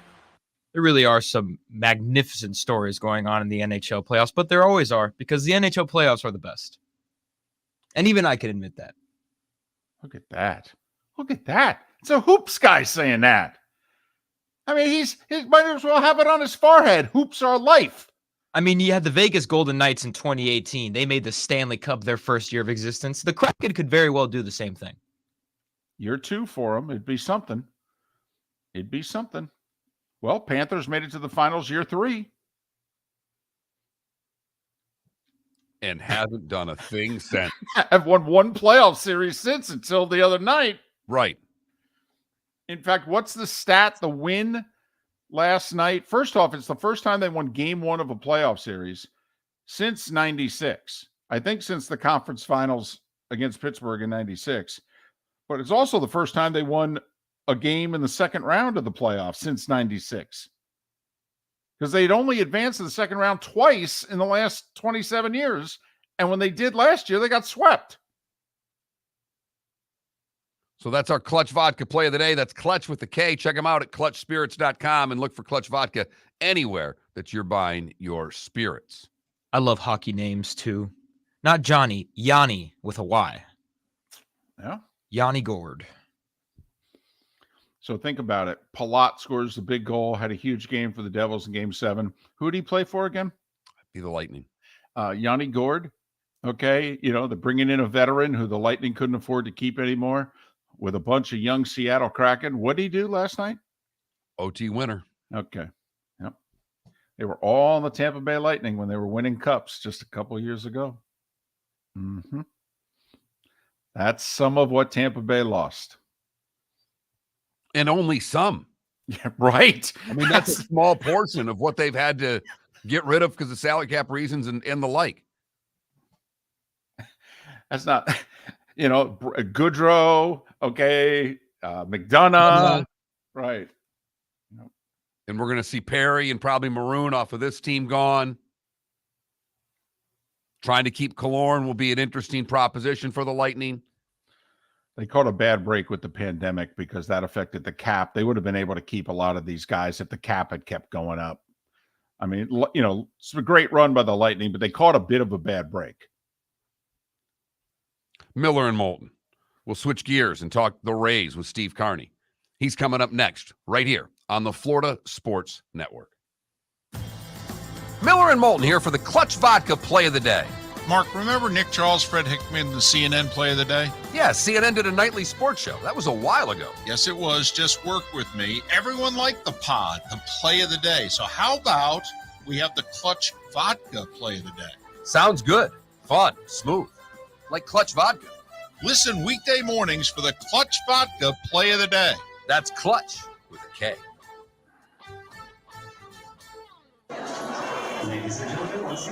Yeah. Hi. Excuse me. Hey, the line starts back here. Ma'am, if your party's not here, you're going to have to go around and get it. If you had the opportunity to avoid all this, wouldn't you? Salt Live is the official transportation provider of the Miller and Moulton Morning Show, making your trip to and from the airport seamless and stress-free. Salt Live is supported with the help of local partners like the Bayfront Inn.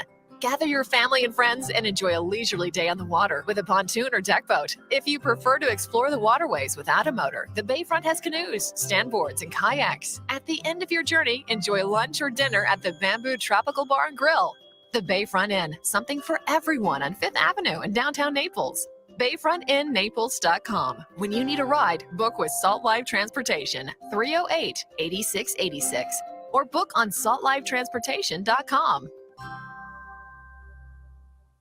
David Moulton for Napa, Napa Auto Parts, and Napa Filters. Insist on Napa filters for your vehicles, or if you're a do-it-yourselfer, only buy Napa filters. Napa has a filter for almost anything on earth that moves.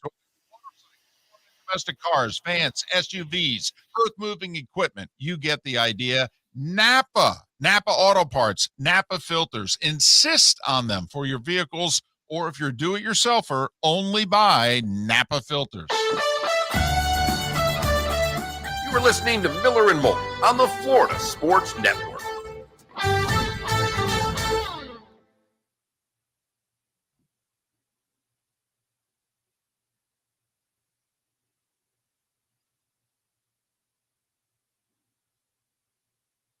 It was a good hit, but it wasn't. Was it Druda that made the hit in the Rangers game? It wasn't that good of a hit. Jacob Trouba. Trouba. It was true. It wasn't Trouba's hit in the game the night before. It was a nice hit. Don't get me wrong. I loved it. I love any good hard body check. I don't care what team makes it. Jacob Trouba's hit. Scott Stevens was watching that game going, that's how you do that right there. That's. Don't. Oh, it was definitely clean. Come on, it was shoulder to shoulder. Shoulder to face, but no, because his head was down. His shoulder hit him right in the face. Yeah, hit him right here. His head was down. He caught his head. I still thought it was a clean hit, but you can't take your head. You can't have your head between your legs when you're going through the blue line. I thought he missed his head and got his shoulder. I thought you're right though. He had his head. I down. thought he hit him right in the face. Okay. I thought he hit him right square in the face. Yeah. I thought he went right by it, but okay. I have to admit, I was watching it at a bar, so. It was a clean hit. In the regular season, it wouldn't even have happened. In the regular season, there would have been a fight, and they might have ended up calling 2 minutes on it. Buck was pissed that the Devils didn't go after him after up 3-0. I'm like, interesting. I will say, you don't mess with Trouba, but I know the Devils do have one or two guys who could. But the only thing I said back to him, I said, look, at up 3-0, the only thing you can do to let New York back in the game is put them on the power play. Right. So while in January and February, I support your theory. And I'll say this, if it wasn't a deciding game, I do think the Devils go after him late. But since they were 3 minutes from the handshake line, if you know what I mean, they're kind of like, But when they got the empty netter to make it 4-0 with like 3-4 minutes to go, they could have then at that point said, okay, let me know when Trouba's on the ice. We're going to win on the scoreboard and we're going to settle this. But Mark, they don't that close to the handshake line. They usually don't like to do that. Exactly. But if that was game 6, if that was game 6, it'd been a different story. Yes. If it was game 6, it would have been a brawl. I remember that hit catching my attention. I saw it at the corner of my eye on the other TV. I was like, oh, big hit. It's funny. Meyer hasn't really clicked yet for the Devils. No. I mean, if he gets going. Takes a lot of shots. He's got like 40 shots. I can respect that.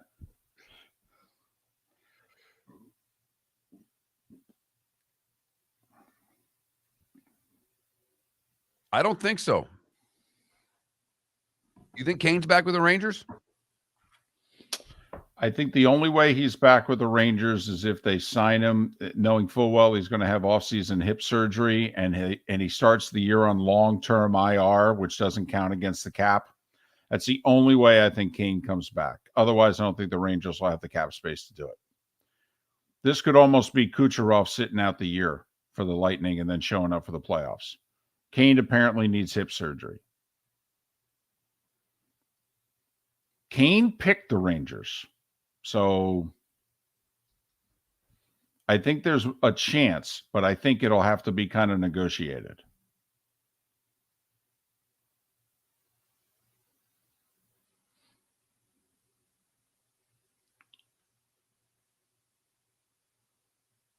Tarasenko was better, but Gallant didn't play him. He played Kane. Gallant wanted Kane.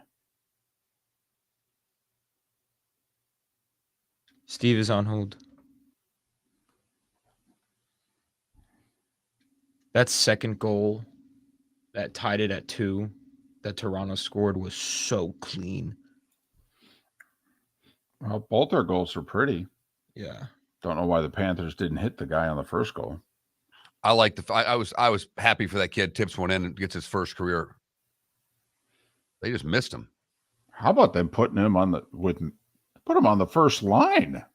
Was his first career goal? Yeah, he was playing for the University of Minnesota 2 weeks ago. Yeah, he played in 4 weeks ago. He was at Tampa playing for the national championship.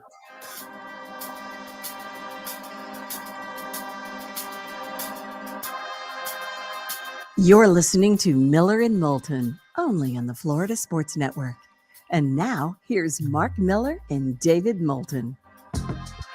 22 minutes before the hour. Thanks so much for being with us. Miller and Moulton, Florida Sports Network, floridasportsnetwork.com. Marc Malusis to join us at the top of the hour. Seth Everett, 1 hour from now. Steve Carney's kind enough to join us once again. He of stpete9.com, stpete9.com, which covers the Rays, and he hosts the Under the Orange Roof podcast as well. Follow Steve on Twitter at Steve Carney, Carney. Steve, it's David and Marc. Top of the morning to you. How are you? I'm good, guys. It's always good to be on with you. All right. It's our running joke. How many more games above 500 till we can put the X or the Y next to them in the standings and say they've clinched a playoff berth? They play 500 from here, they win 90. I think we can put the X or the Y next to them now. It certainly seems that way. I think Fangraphs has their playoff possibility at somewhere in the vicinity of 95% right now. So I think it's a pretty safe assumption that we're going to be seeing Rays baseball in October, at least for a couple of games. We'll see what happens. All right. This may be a stupid question, but I'm going to ask anyhow, because I don't think is there anything that they could be doing better? Is there any part of the game that you look at and go, well, there's even room for improvement here? Because at 24-6, it's hard to poke holes, but part of what you look at a team is where their weaknesses are. Are there any? Because it's tough to see them. It is tough to see, but I think that the one weakness that I've seen from this team so far, and it's a weakness that if you were a 500 team, you're going, okay, this isn't that big of a deal. But the fact that they're 24-6 and they're doing something that's only been done 5 times now since the expansion era in 1961. The big thing from them was I'd love to see them get a little bit more swing and miss out of the bullpen. I think that's the one thing that we've missed, and it's probably because we've seen a lot of Colin Poche and a lot of Jalen Beeks here so far in the early going. And those two guys have not been where they've been in years past when it comes to the swing and miss, strikeout and strikeout to walk ratios. You've seen Poche had coming into last night's game. He had 5 walks and 3 strikeouts in his 9 appearances.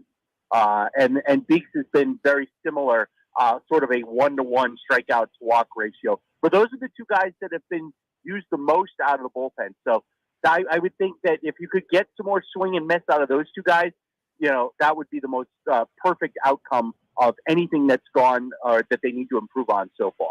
When the season started, correct me if I'm wrong, the thought was the Rays as an organization had more than enough pitching depth. Well, a couple of starters have already appeared on the IL. One's gone for the year. One's going to make their way back. They lost a young pitcher to waivers to the Tigers yesterday. Do you think the Rays as an organization have enough pitching depth? Well, it's certainly being tested, isn't it? That's the beauty of it. But you mentioned, Jeffrey Springs is gone for the year. They're expecting to get Tyler Glasnow back here in, I would think it could be as early as a couple of weeks. I know Kevin Cash said that they're going to try and get him 3 rehab starts in Durham, starting with a 3-inning outing here coming up, I believe, later this week. So if you can get him 3 starts and get him to 5 innings and say 80 pitches or so before he comes back, you still have Taj Bradley, who's going to be switching from a 6-day minor league rotation to a 5-day big league rotation. And there is enough pitching depth, but that doesn't preclude the team from maybe going out and looking for more big league caliber pitching. It's why they made the trade to get Javi Guerra and let Braden Bristow get claimed on waivers by the Detroit Tigers. So I don't be surprised if they make other moves like that here early on to try and solidify, especially the bullpen. I would think that's going to be something that they're always going to be looking for other arms. Rosarena and Franco doing, I don't know, better than expected, but still, we knew how good they were. What bat has surprised you and pleasantly the most? Taylor, I think that his bat, especially the first couple of years that he's had in the big leagues, he's shown that he can play defensively, but the big question has always been, can Taylor hit enough to warrant a sustained stay at the big league level? And the way that he has been hitting this year, that answer is absolutely. So he is, I think, between him and, of course, Josh Lowe, who really has struggled in a similar fashion, those 2 bats have been the most surprising out of everything that's gone on. I think we all knew what we were going to get from Franco and especially a Rosarena, and especially after seeing what he did in the World Baseball Classic. But, yeah, I would say Walls and Josh Lowe are those 2 bats that you're going, this is very, very nice if you're a Rays fan.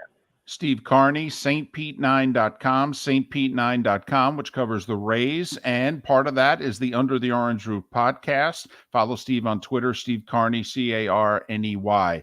Steve, is there anybody that they moved on from at the end of last year? You know, Kiermaier, Zunino, Choi. I mean, it almost seems as if they're batting 1,000 in terms of the guys they moved on from. Even if they're doing okay elsewhere, that they don't miss. I mean, it seems as if everybody they moved on from, for one reason or another, they wouldn't take them back. Yeah, it really does. I think that that's part of the reason why Rays fans, even when they make deals like you've seen in the past, whether it's Blake Snell or David Price, I mean, going all the way back to the Price deal, that was when Andrew Friedman was still in charge here in Tampa Bay. I think that the fan base kind of understands where they're going, because it's almost like in the NFL with Bill Belichick. You always knew that the Patriots got rid of guys a year maybe too early, but that's still better than a year too late. And I don't think that the Rays really, apart from and now we're going, all the way back to 2014 or 2015 with Ben Zobrist, that's probably the last guy that I can say, all right, they got rid of him, and they probably could have waited another year or two because of what Zobrist did in 2015, winning the World Series in Kansas City, and, of course, being the World Series MVP in 2016 with the Chicago Cubs. But other than that, you have to, I think almost any fan base, even if it's, not the Rays fan base, looks at what the Rays front office has done and gone, wow, that is one smart club. Going to be an interesting month coming ahead for the Rays. It looks like the schedule gets a lot tougher. It's Yankees, it's Orioles, it's Yankees, it's Mets, it's Brewers, Jays, and Dodgers. I mean, the month of May is a proving ground time for this team. Obviously, the arms can handle it, but this is going to be, to me, the month of May, as David started out with, you want to put an X or a Y next to him right now. We can certainly determine by Memorial Day where the Rays are going to be through this stretch, don't you think? Oh, absolutely. Yesterday was the start of what is going to be 39 consecutive games against teams that are 500 or better. And everybody talked about early on, you've heard all the national pundits talking about, the Rays haven't played anybody. Of course they've done this well. They've played the White Sox 7 times, and they've played Washington, and they played Oakland.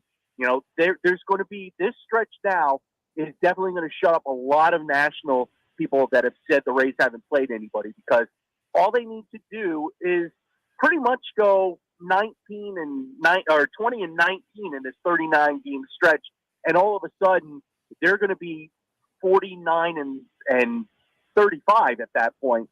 They're still going to be 15 games or 16 games over 500 and be in a fantastic spot going into that second furlong, as I like to call it. The splits I love are going to be Memorial Day, July 4th, and Labor Day.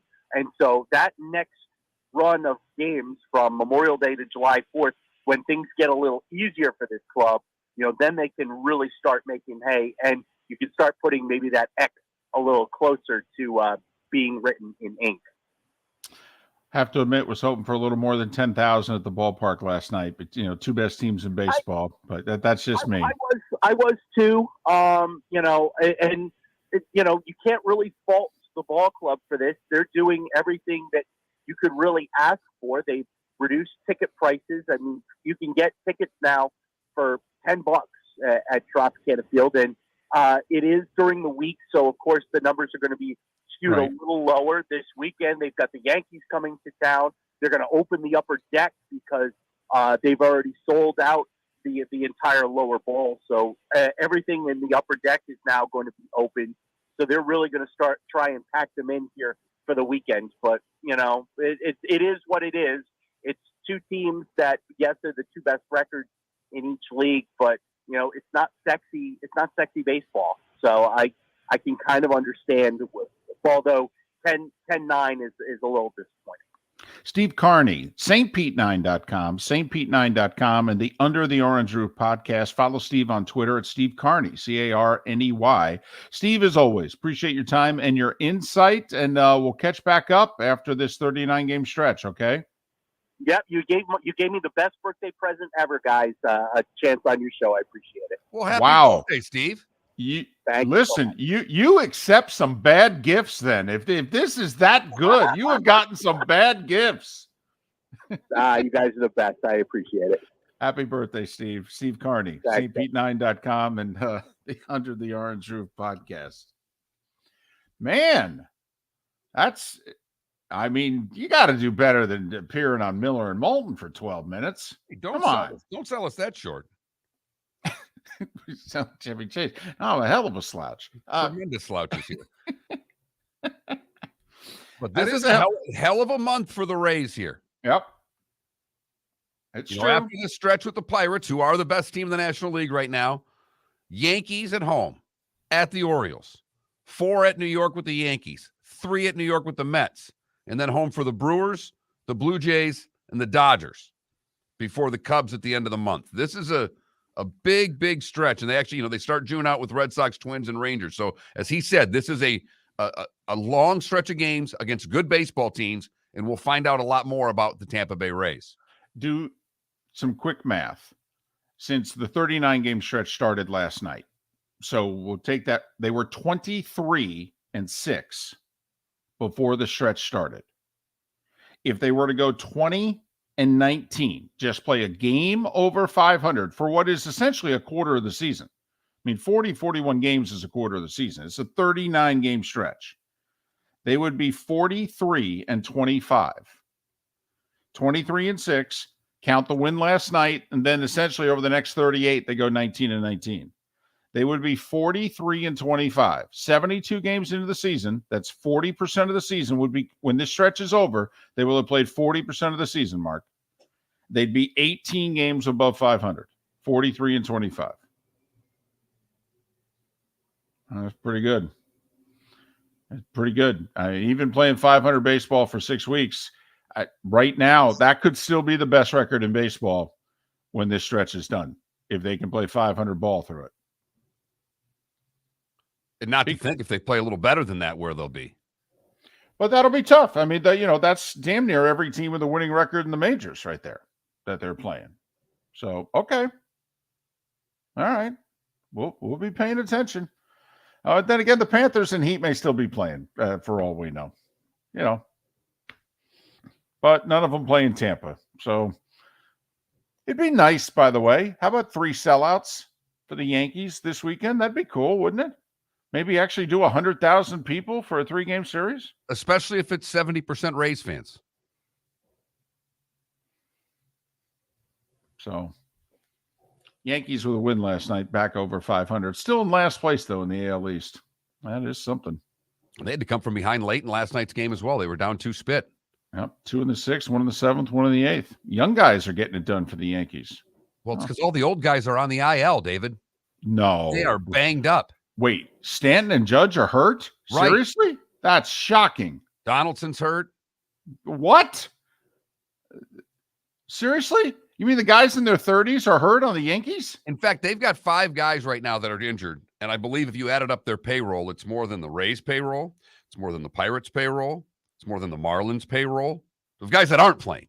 Well, Judge and Stanton alone are damn near $70 million. $20 million for Donaldson. You're at 90. I think Stanton's in the mid-20s, so let's just call it 85. That's just for those 3 guys. That's pretty much the Rays payroll. I mean, the Marlins payroll is right around 100, I think. So, yeah.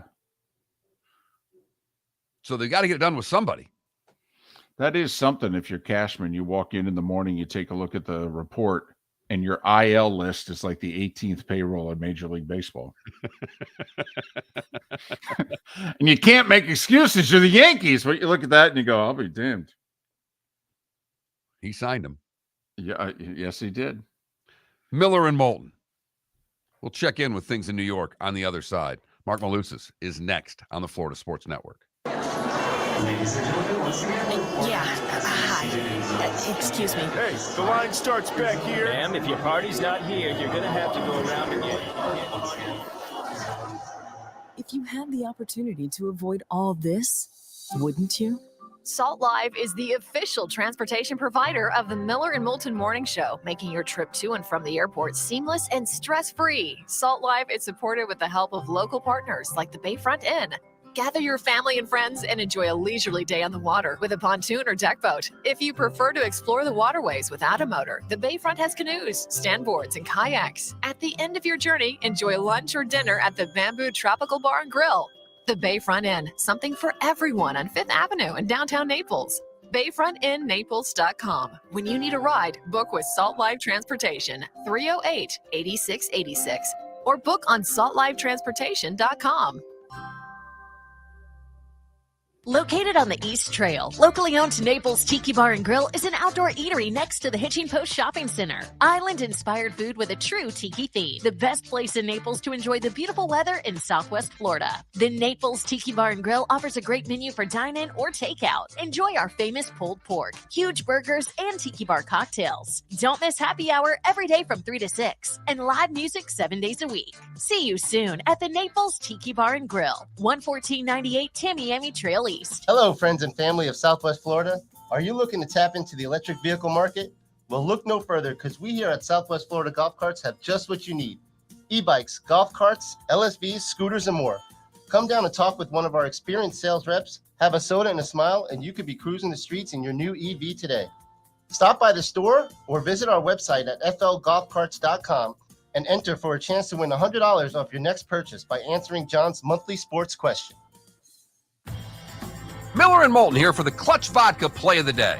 Mark, remember Nick Charles, Fred Hickman, the CNN Play of the Day? Yeah, CNN did a nightly sports show. That was a while ago. Yes, it was. Just work with me. Everyone liked the pod, the Play of the Day. So how about we have the Clutch Vodka Play of the Day? Sounds good. Fun. Smooth. Like Clutch Vodka. Listen weekday mornings for the Clutch Vodka Play of the Day. That's Clutch with a K.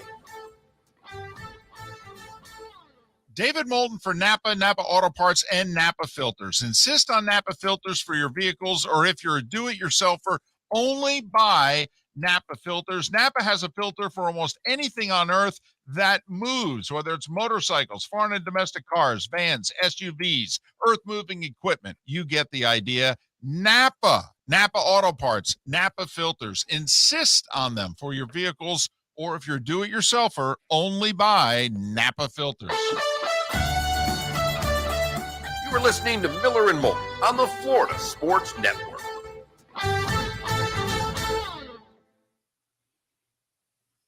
So on the Score app, they have this little thing for baseball, just team stats.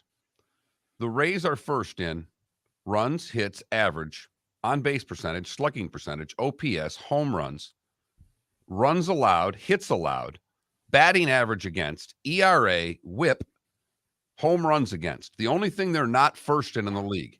Fielding percentage, they're 5th. Strikeouts per 9 innings, they're 17th. And stolen bases, they're 5th. Well, that's what Steve Carney was talking about. Strikeouts 17th. That basically they need a few more swing and miss guys maybe for the postseason. Well, they could acquire them.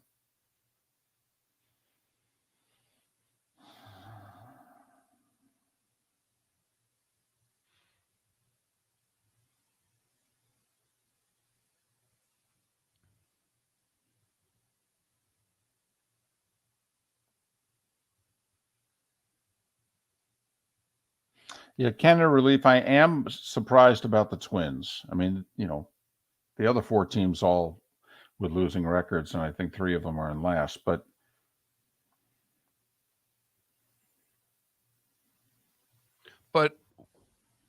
the Twins could be a weather thing too. yeah, season started a week or 2 soon. Yeah, that's why I've seen all these stats. Like the Rays had the most wins in the history of baseball in April. I'm like, well, wait a minute. Because the Tigers started 2 weeks later. I mean, it's their junk stats.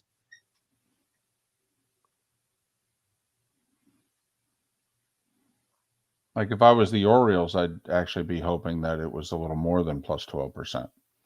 Think about what the expectations were a year ago in Baltimore, another 100 loss season. So they weren't drawing a lot of people to the games early last year. They had a winning record last year, expectations this year. By the way, where did you see that? Because I did not see that Alabama story until you said it with the baseball. Where did you see that story? Was that in the Post? I actually saw it on Twitter. Okay. Because I didn't, when you said it, I was a little like, usually during the starting 5, I know where you're going. No, I saw it on Twitter. I saw it.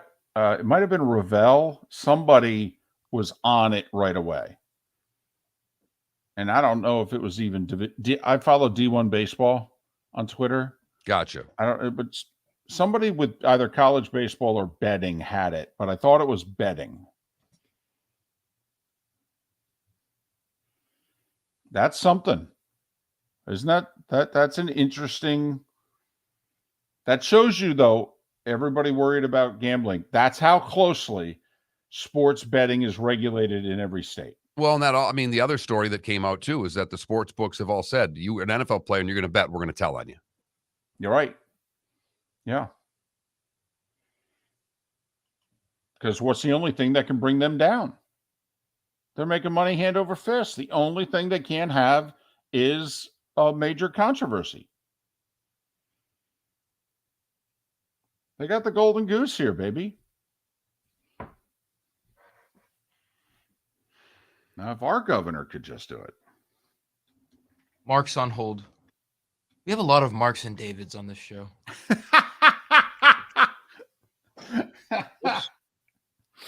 Although I will say his Marc is with a C. Yeah, I don't know why.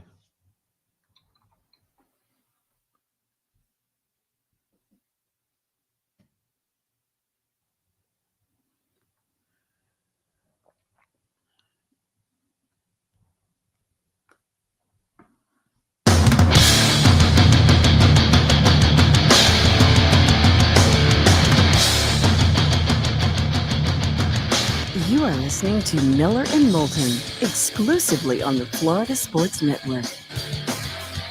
And now here's Marc Miller and David Moulton.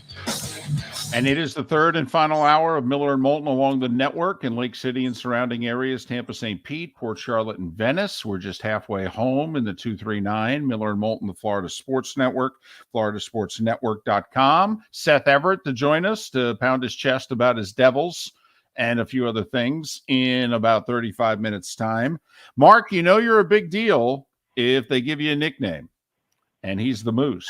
And you can see him on Channel 11 in New York, one of the 2 stations I always watched, Marc, growing up. They had a legendary sports guy in Jerry Gerard. Marc Malusis following in the Jerry Gerard legacy. He's also co-host of Moose and Keith, 10 to noon on the Better Sports Network. Marc, it's David and Marc. How are you?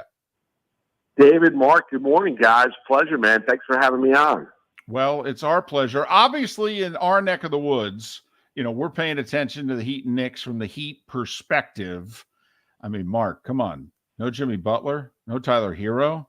Heat of the lead with 5 minutes to go. I mean, I know the series is 1-1, but I mean, you got to like where the Heat are standing right now, right? Yeah, I think realistically, I grew up, guys. I grew up a Knicks fan, so I mean, it was ecstatic to get the win, and the Knicks fan is starving. There's no doubt about it. But yeah, I think you have to like you have to see what version of Jimmy Butler you're going to get on Saturday at 3:30. Am I going to get the Jimmy Butler that's capable of giving me anywhere from 30 to 50 points in the game, or am I going to get a diminished Jimmy Butler? With all that being said, Knicks have been a good road team. They were against the Cavaliers. Now the Cavs showed you in the first round that they were paper soft. They didn't want to deal with any physicality down low. Yeah, I think it was an eye-opening win on a lot of different ways. I think there's no coaching advantage. Thibodeau had a huge coaching advantage over Bickerstaff in the opening round against the Cleveland Cavaliers. Spoelstra's a better head coach, let's be honest. I mean, there's no doubt about it. I think the offensive sets that they run, I think the mindset that the Miami Heat take to court with, it's a tremendous team atmosphere. Not saying the Knicks aren't a good team, but they play great defense. They understand their roles. They pass the ball. It doesn't matter who's shooting the basketball. They have confidence in one another. I think when you look at the game last night, if you're a Heat fan, you feel pretty good if you get a really good version of Jimmy Butler. Now, with that being said, Hartenstein was great down low. The Knicks did a much better job offensive rebounding in that fourth quarter when they were able to come back from 6 points down, I think it was, with about 7 minutes to go. They get a huge couple breaks. There's no doubt. I mean, Scott Foster and his crew last night, number one is on the three, what ended up being a 4-point play. I think that should have just been a common foul. I don't think Jalen Brunson was in the act of shooting when Bam Adebayo ran into Hartenstein. Now that would have negated that 4-point play. How do you miss when the shot clock is running down and it grazes the front of the rim and take a layup away from Miami Heat and you don't even review it, or Spoelstra doesn't even challenge it at that point in time? I mean, that is a miss on the court last night. But overall, the Knicks, listen, you come out of that game, if you're a Knicks fan last night, with it. They needed to win the game by hook or by crook. Okay? They could not lose the first two games at home. If they did do that, then the series the series would be over. There'd be nothing really to watch. It would just be a matter of time with that series ending 5 games, maybe a sweep, maybe it ends up in 6. But the Heat were not going to lose 4 of the next 5 games against the New York Knicks. So the Knicks did what they did last night in order to make this somewhat, of an interesting series moving forward. But if you're a Miami Heat fan, I think you should feel pretty good about yourself if Jimmy Butler is back on the court Saturday and you're getting a great version of Jimmy Butler. I think the Heat have shown you that they're probably the better team. The other side of it, Mark, to me is just the glass, like you talked about. The way New York rebounded the basketball last night, to me, if the Knicks are going to win this, it's going to be physical and dominating inside, because Miami really isn't the team inside that I think the Knicks can be. No, I agree with that. I mean, I agree, and that's where you look at Hartenstein, you look at, Mitchell Robinson, who was in foul trouble last night. Josh Hart is the guy that's been a really good rebounder for his size over the course of his career. Getting Julius Randle back, helps the Knicks. They didn't need really Julius against the Cleveland Cavaliers, but they need him against Miami. And he was an all-star this year, but he averaged, 27, 9, and 5 against the Heat during the course of the regular season. So, yeah, rebounding on the glass is going to be a big-time key. The Knicks are not a good three-point shooting team, nor are they a good free-throw shooting team. So, last night they got what they needed from their big three. If you look at Randall, if you look at Brunson, and then you look at R.J. Barrett, who's off the court, in the fourth quarter down the stretch because of defensive matchups, according to Tom Thibodeau, after the game last night. But the Knicks have got to be more physical, play their defensive brand, and they need their players, with guys like Brunson and Randall, to be really, really good offensively. And Brunson, even though he was dealing with a little bit of an ankle issue last night, first half Jalen wasn't particularly good. Second half Brunson was fantastic, especially in that fourth quarter. He goes 6 of 10 from behind the arc. That's what the Knicks are going to need if they're going to survive against the Miami Heat. But overall, I think I sent out a tweet last night, like basically, hey, the Knicks need to win the game. That's all you got last night. There's nothing even though it was a big celebratory mood, and Knicks fans are going on to 7th Avenue and celebrating. It's a Game 2 victory that they needed to win last night to make this a series. But there are a lot of things. If you're a Miami Heat fan or a Miami Heat backer, there's a lot of things to like about Miami here moving forward in the series. Co-host of Moose and Keith, 10 to noon, weekdays on the Better Sports Network, and he does sports at night, PIX 11 in New York. He's Marc Malusis, Marc with a C. Follow him on Twitter at Marc Malusis, Malusis. We just did a segment before you were kind enough to come on about the Rays. Well, the Yankees are going to play 7 of their next 11 against the Rays, and we all know they've got injuries, they're scuffling, the whole deal. I know it's early, Marc, but isn't this a key stretch for the Yankees here? I mean, they're in a tough division, obviously, when you can be above 500 and in last place. And if by chance they go 2-5 against the Rays, who have kind of had their number in recent years, I mean, would the division already be over? Yeah, it's tough. It's tough when we're sitting here and it's early May to think about in Major League Baseball, the division being over when we haven't even hit the All-Star break. And when you start becoming a baseball fan, everyone tells you that it's a marathon, it's not a sprint and all that. But to your point about the way that the Yankees have played up until this point in time, I mean, I don't know when the Yankees are going to see Carlos Rodon in the rotation. Severino's not a part of the rotation. They've suffered injuries there. Garrett Cole has been utterly fantastic this year. We know that. You look at the Yankees lineup, even though they got Harrison Bader back, there's no Judge. He's on the IL. Stan's going to be gone for at least another month probably. Out of that lineup, the punch is not there. I mean, I think last I checked, I think they were like 22nd or 23rd in all of Major League Baseball in runs scored. You know, even though they eliminated the shift, I think they were hitting about 225, 226 as a team. The Yankees have been a bad, boring watch. I mean, that's what it has been. And they've had Rays envy for years. I mean, they really have. I mean, that's why they revamped the analytics department. We went through it during the, pandemic when they took on Tampa and they took out, their starter, Debbie Garcia, in that playoff game and decided, to change pitchers. And it was kind of the Rays way of doing it. And the Yankees, and give Tampa credit. I mean, they don't have the payroll of the Yankees, the Dodgers, the Mets, the upper, spending teams in all of Major League Baseball. But what Tampa does do is they know how to develop players. They understand how to get guys to do how to get guys and develop guys to be successful on the Major League level.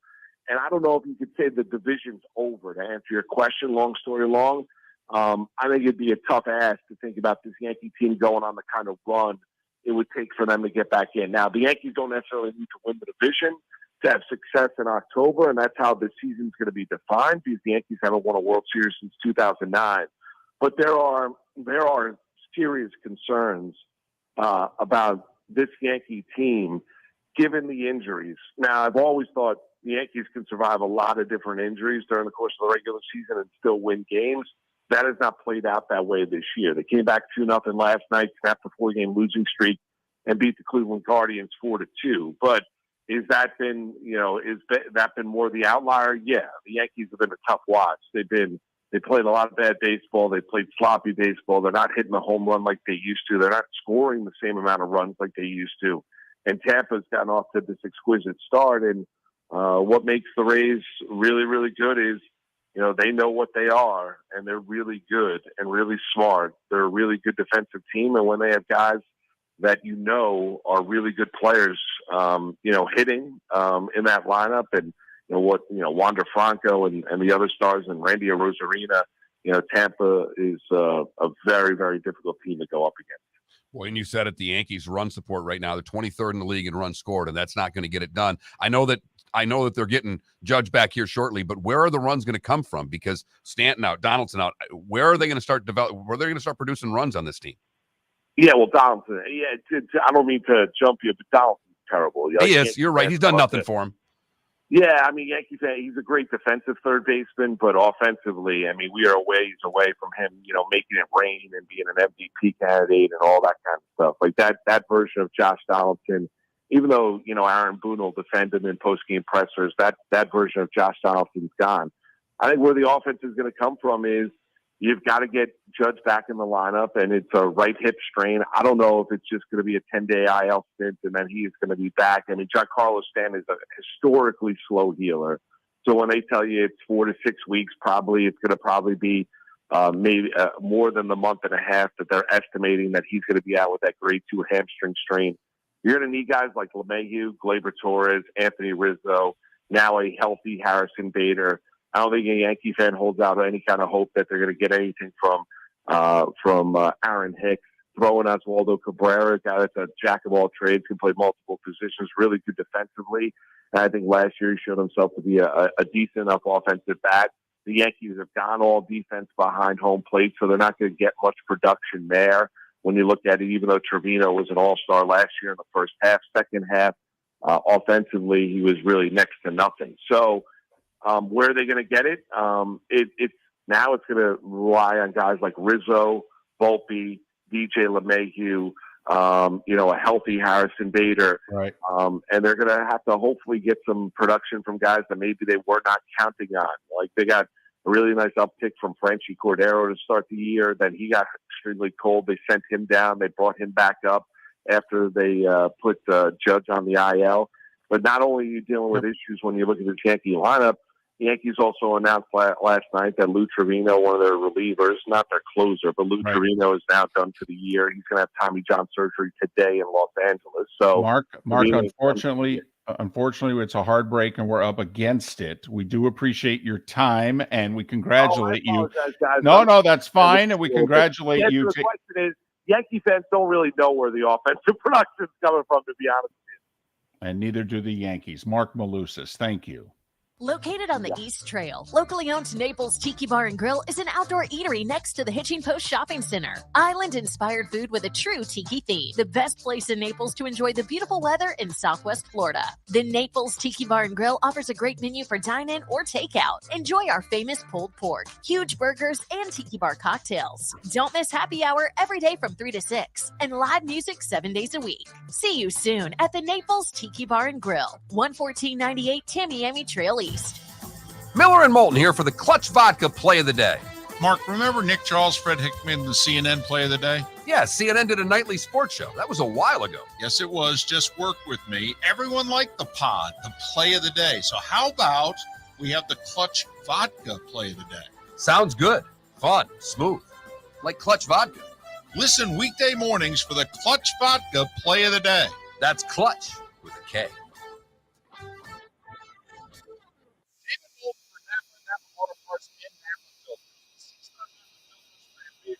If you're a do-it-yourselfer, only buy Napa filters. Napa has a filter for almost anything on earth that moves, whether it's motorcycles, foreign and domestic cars, vans, SUVs, earth-moving equipment. You get the idea. Napa Auto Parts, Napa filters. Insist on them for your vehicles, or if you're a do-it-yourselfer, only buy Napa filters. Hello, friends and family of Southwest Florida. Are you looking to tap into the electric vehicle market? Well, look no further, because we here at Southwest Florida Golf Carts have just what you need. E-bikes, golf carts, LSVs, scooters, and more. Come down and talk with one of our experienced sales reps, have a soda and a smile, and you could be cruising the streets in your new EV today. Stop by the store or visit our website at flgolfcarts.com and enter for a chance to win $100 off your next purchase by answering John's monthly sports question. You were listening to Miller and Moulton on the Florida Sports Network.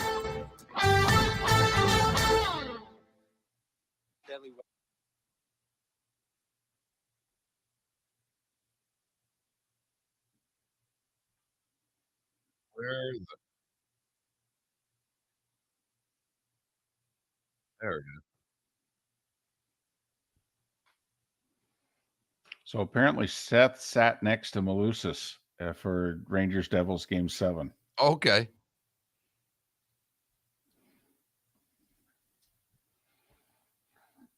Thank you, KW.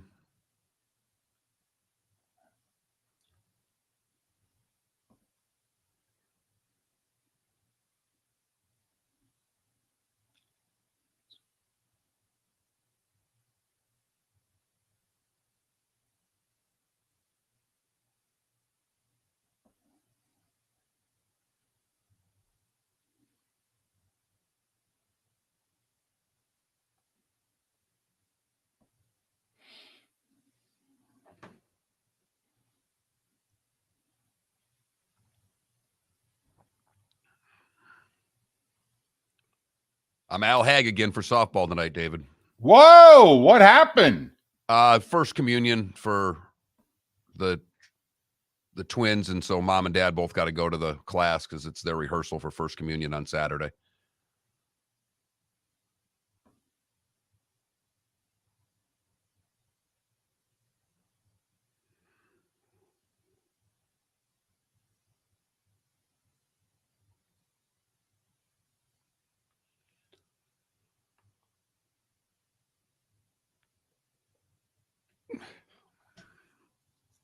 The part that's bad is I got to run the pitching machine, and the thing is so fickle. You feel so badly if one goes inside and you hit somebody because it doesn't. I don't know where the thing's going, even though it's a machine. It's a wreck.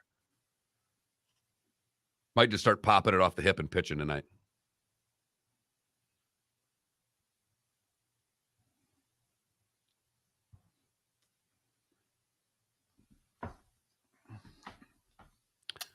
Malusis said Seth behaved. I asked him, I go, did he behave? He goes, he did, but he was ecstatic.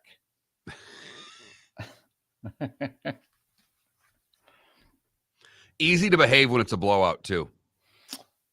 Easier. You know, I mean, if it's a tight game and they score 3-2, your emotions get you. Yeah, but you know when you're dominating the first period, you don't score. And there you are midway through the second period. You got the edge in play, and now you're shorthanded again. But when you get the shorty, you're like, oh, well, we're just going to take this from here.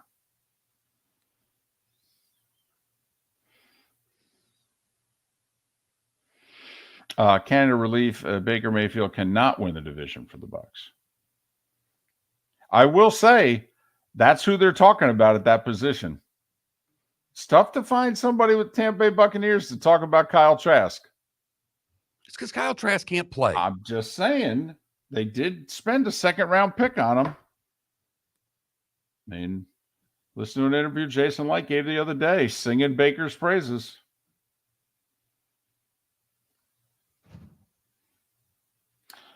Canada relief, you are really obsessed with this Trouba Meyer hit. The Rangers are eliminated. What do you want them to do to Trouba? Want to suspend him for the 1-2 games to start next year? All right, whatever.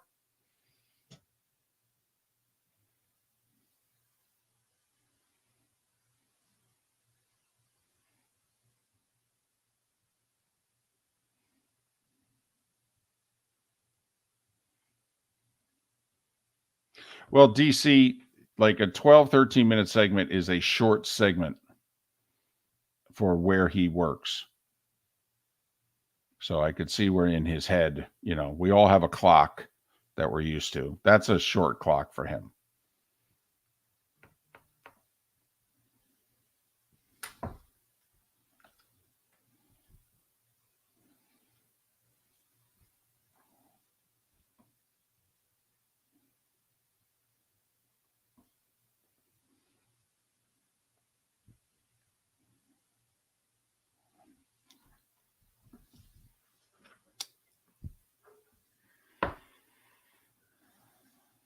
Ten seconds.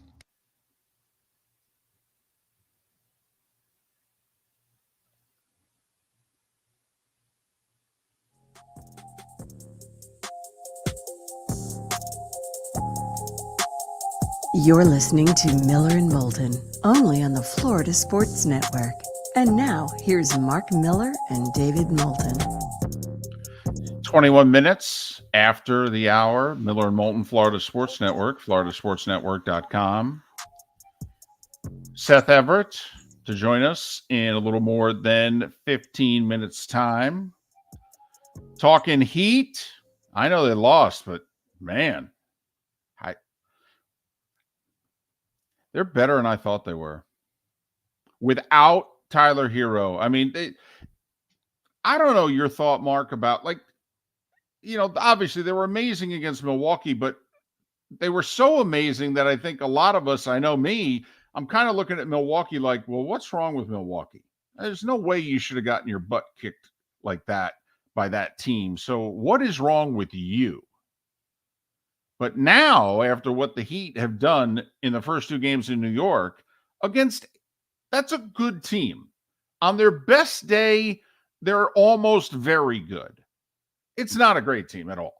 But the Knicks are a good team on their best day, a very good team. And they're having a lot of trouble against an undermanned Heat team. The Knicks can play a little bit of defense. I mean, when they're on, they can play some defense, and gave up 105 last night. No Hero, no Butler. Right. And that's only because they shut them down in the last 7 minutes. I mean, the Heat had 93 on the board with 7 minutes to go. They opened the fourth quarter. They scored 16 points in 5 minutes to start the fourth quarter. I'm like, holy man, they're going to take control of this series. I mean, the Heat were 7 minutes away from the conference finals. Because Malusis is right. Heat win last night. Series is over. Just a matter of how many games. So, I mean, I thought Knicks in 7 when the series started. Felipe picked Heat in 7. Who'd you pick? I don't even know if I was on the record with the pick. Okay. But just in your head, what were you thinking when the series started? I thought the Knicks were going to win the series. Now? I think the Heat are going to win the series. Oh. And I think that this long layoff is the key to the Heat winning the series. And we talked about this, going into game 2 yesterday. What were the Heat going to do? And obviously Jimmy Butler not able to play, but instead of just sitting out a night and having to play in 2 nights, they're off until Saturday. And then you have the machine, which is the Florida Panthers. Because, of course, they would win 4 in a row against Boston and Toronto, 3 of the 4 games on the road. I mean, who didn't see that coming? I mean, hello? You've been paying attention to sports? And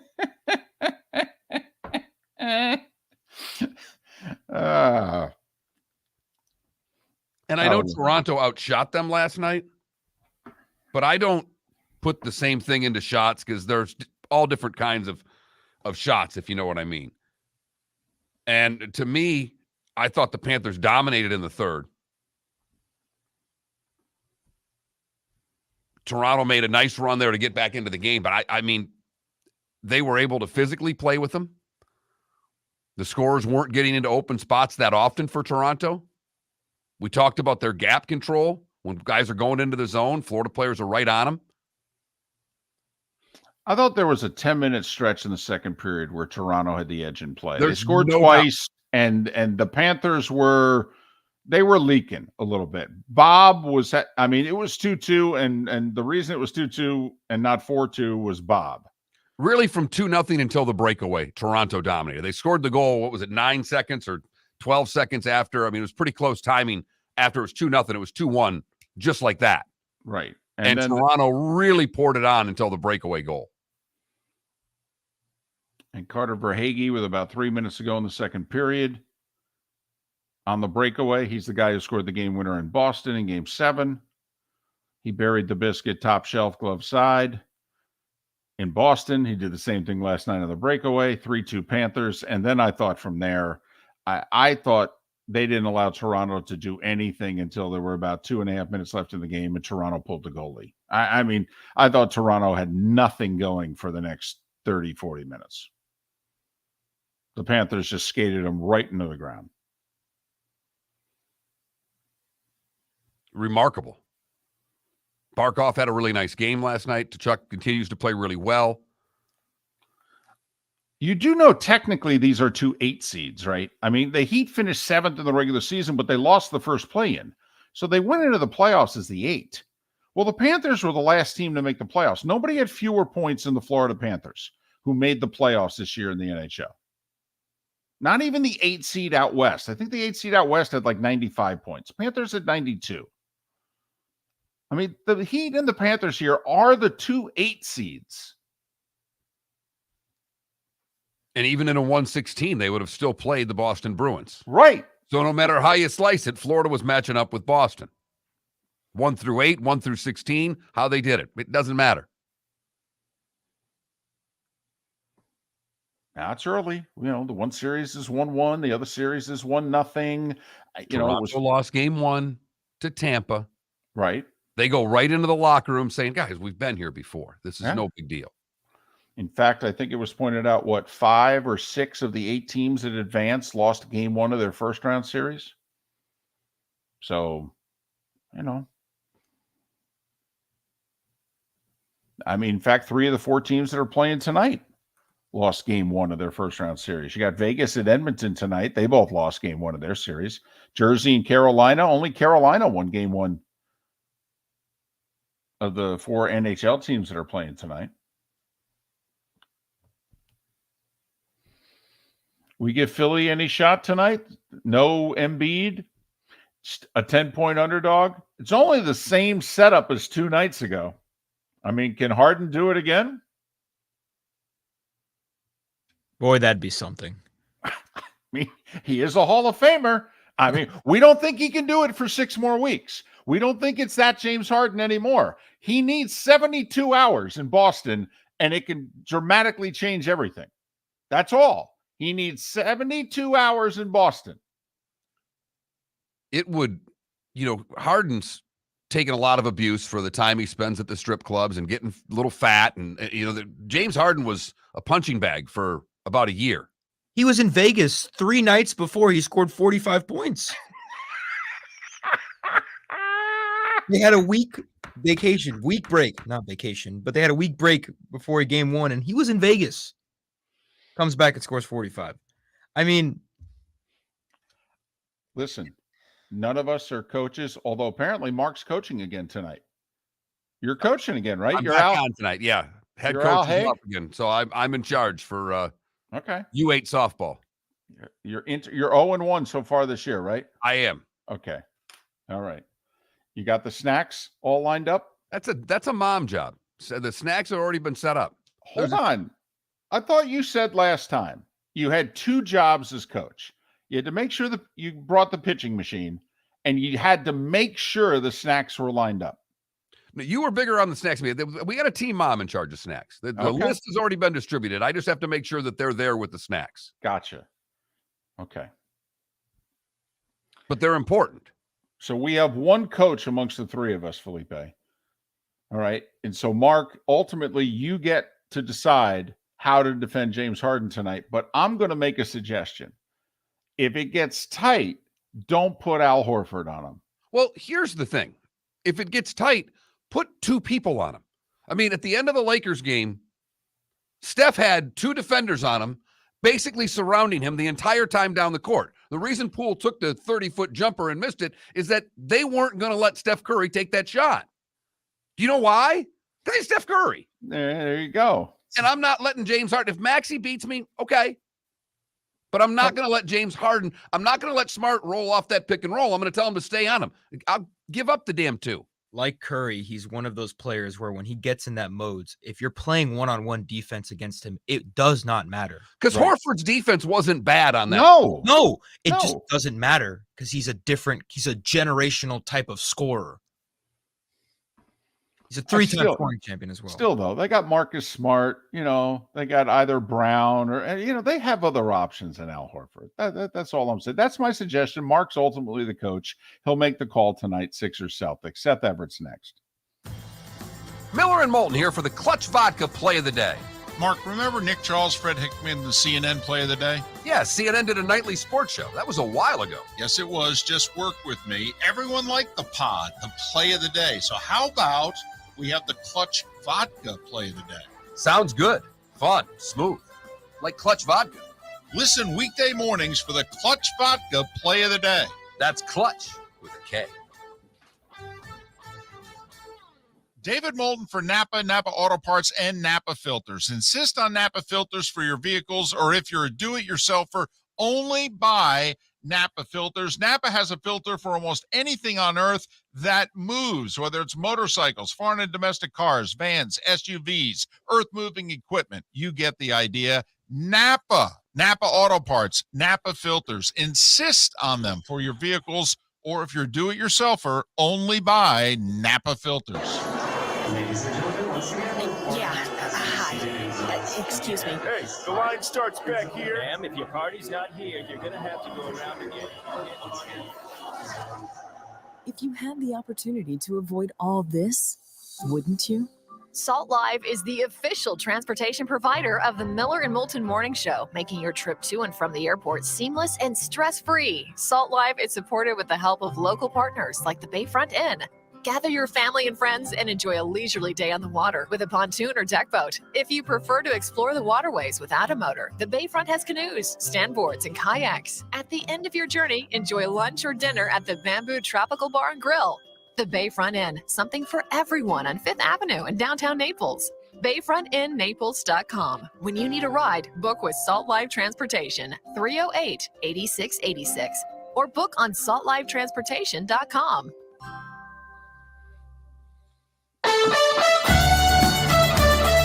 You were listening to Miller and Moulton on the Florida Sports Network.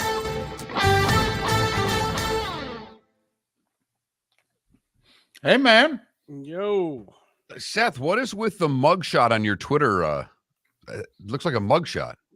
I know. I was playing with an AI program. Gotcha.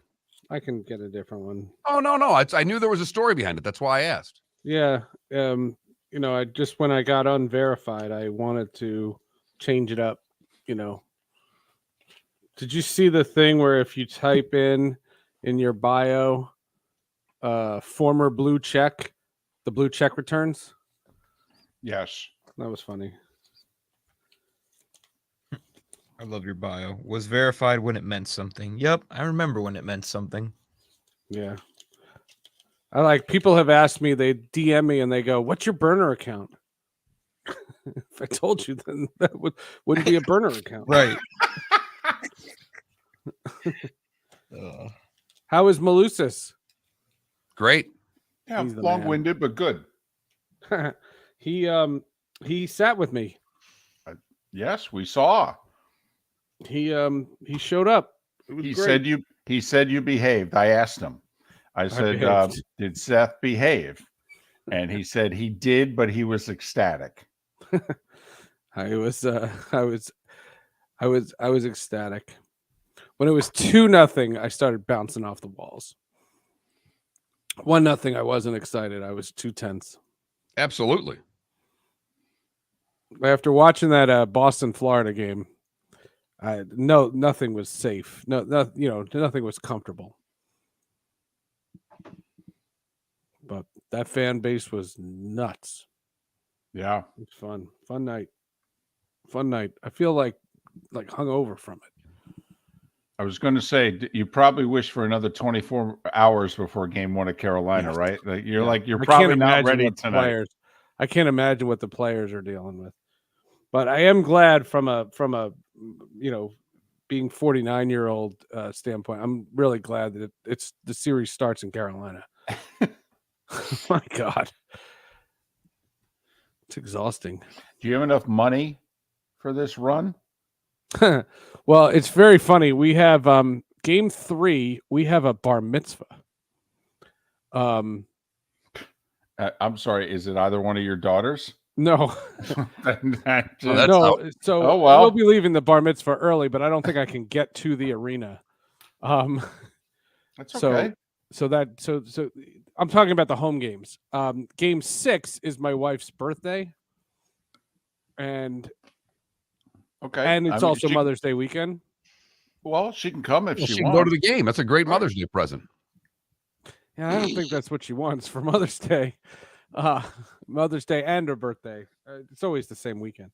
So game 4 is the game, and I'm working some angles. Game 4 is the game that I can take the family to. Now, does the wife now want to come, or is it just you and the daughters? She likes the solitude, which, as somebody who loves the solitude, I love the solitude too. She loves the solitude, as in you guys. You ever notice, like, whenever the Hall of right? Famers at their acceptance speech, they thank their spouses, their significant others. They always say that the best thing about their relationship was all the time spent apart. Right.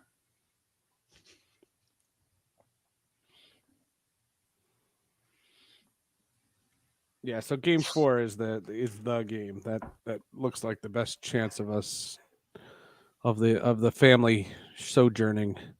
Is that Tuesday? Yeah.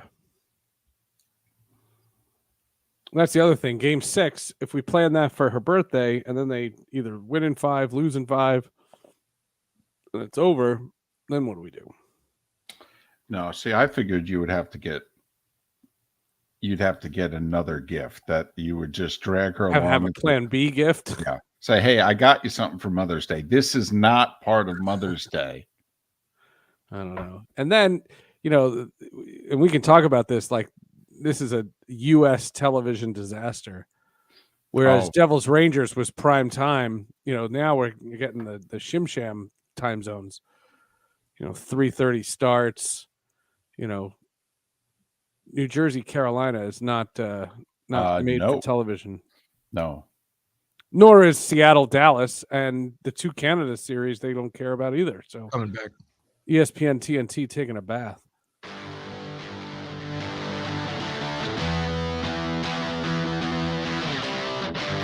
You're listening to Miller and Moulton, only on the Florida Sports Network. 22 minutes before the hour, and on a Wednesday in this hour, that means Seth Everett, our buddy, Sports with Friends, Hall of Justice, and Tech Stream. Follow him on Twitter at Seth_Everett, although he doesn't have the blue check mark anymore. And so who knows if it's really me? Right. But, that's the address we're going with, Seth_Everett. I'd ask you, how are you? But I know how you doing. Yeah. I haven't come down yet, man. Isn't the sports high great? Such a feeling. It's such a feeling. That series was such a mountain. I told you at the very beginning, I told you months ago, I didn't want to play them. For those that don't know, we're talking about Devils Rangers. Seth's a big New Jersey Devils fan, and so the Devils won in 7. So that's against the arch rival, and right. So all the people after game 2 who were sending me pictures of brooms, to come back and beat them. It's very satisfying. And, to do it in our building with all those Ranger fans there, it was a lot of fun. It was a great time and a really great moment. The NHL playoffs have been amazing. I'm sure you guys talked about Florida, Boston. That was nuts. Florida last night, the playoffs are just great. And Boston, by the way, fraud. You can tell me all you want about regular season. That's a fraud team. Forget it. And to tell you the truth, it's the best postseason in sports. I agree with that statement. Fraud? Well, here's the thing about Boston. They went gaga in the final month of the season trying to get that record. And all these pundits were, including myself, were like, slow down, that record. Hold on a second. All the leaders on the team said that the record doesn't mean anything. They just happened to keep winning. They all said it doesn't mean anything. Now, I think the coach made a mistake, though. I would have arrested everybody. Well, the fact that he played his guys the final game of the regular season and 2 of them got hurt. And they already had the record. Right. They already had the record. Right. I would have prepared for the playoffs. People have to realize that President's Trophy is a kiss of death. You don't win when you get the best record. But Seth, you don't have any choice but to embrace it when you're getting it. You can't say, "Hey, we're going to tank the last 3 weeks of the season because we don't want to have the best." Of course, you don't tank. I mean, you've got to embrace it and say we're going to be the team. Downplay it. If my team's going for that President's Trophy, I would say rest everyone. Jack, go to Florida. Go visit the family. It's not the hockey mentality, though. It's not the sports mentality. I know it's not. But that trophy, look how many times teams have won that trophy don't deal with and load they don't win. NHL. It's a garbage trophy. I don't want to win it. You can have the President's Trophy. I will say, since the President's Trophy winners, and that for those that don't know hockey, that's the trophy they give you for having the best record in the league. And the last 9 teams to have the best record in the league, none of them have won the Stanley Cup. You got to go back to the 2013 Blackhawks, the last team to do it. And I'm wondering when they'll stop awarding the trophy. Because no, seriously. Listen, it started in the 70s, right? It started in the 70s. Seth, ask Marc. Marc was part of a minor league hockey team. Okay, and like their that was the Bruins. Yes, had a historic regular season. I covered the Binghamton Rangers 30 years ago. They set all the AHL records. It had never been done. They got taken. They had Kovalev, Zubov. They had Hall of Famers on their team. Got knocked out in the second round of the playoffs. Marc knew the moment his hockey team was going to get eliminated. Marc, when did you know your historic regular season hockey team was going to lose? Before the first game of the playoffs, when they raised the banner for they called it the Brabham Cup in that league, and they raised the banner before the game. The head coach wanted to do it because he wanted to honor his guys. He said, "What's the point of doing it next year? None of these guys are going to be here. I'd like to honor them." And here's the visiting team all standing on their bench, looking, going, "Who the hell do they think they are?" Literally, Marc's doing the game. He's got his color guy next to him. I'm doing local TV. I'm one booth over. I look at Marc. Marc looks at me, shakes his head like, we are done. Done. No, seriously. Marc looked at me like, we're in trouble. We are in trouble. We're putting banners up before the playoffs start. We're done. I needed that this morning. That's funny. Look, I don't know. And then Boston, then they lost that NBA game on Monday night. Wow, they had a 48 hours. Seth, they've lost the last 5 games in Boston. The Bruins lost the last 3 games against the Panthers. The Celtics lost game 5 against the Hawks and game 1 against the Sixers. I know, and they I do haven't had a win WBZ. in Boston in 10 days. I've been leading with it, and I've been so energetic.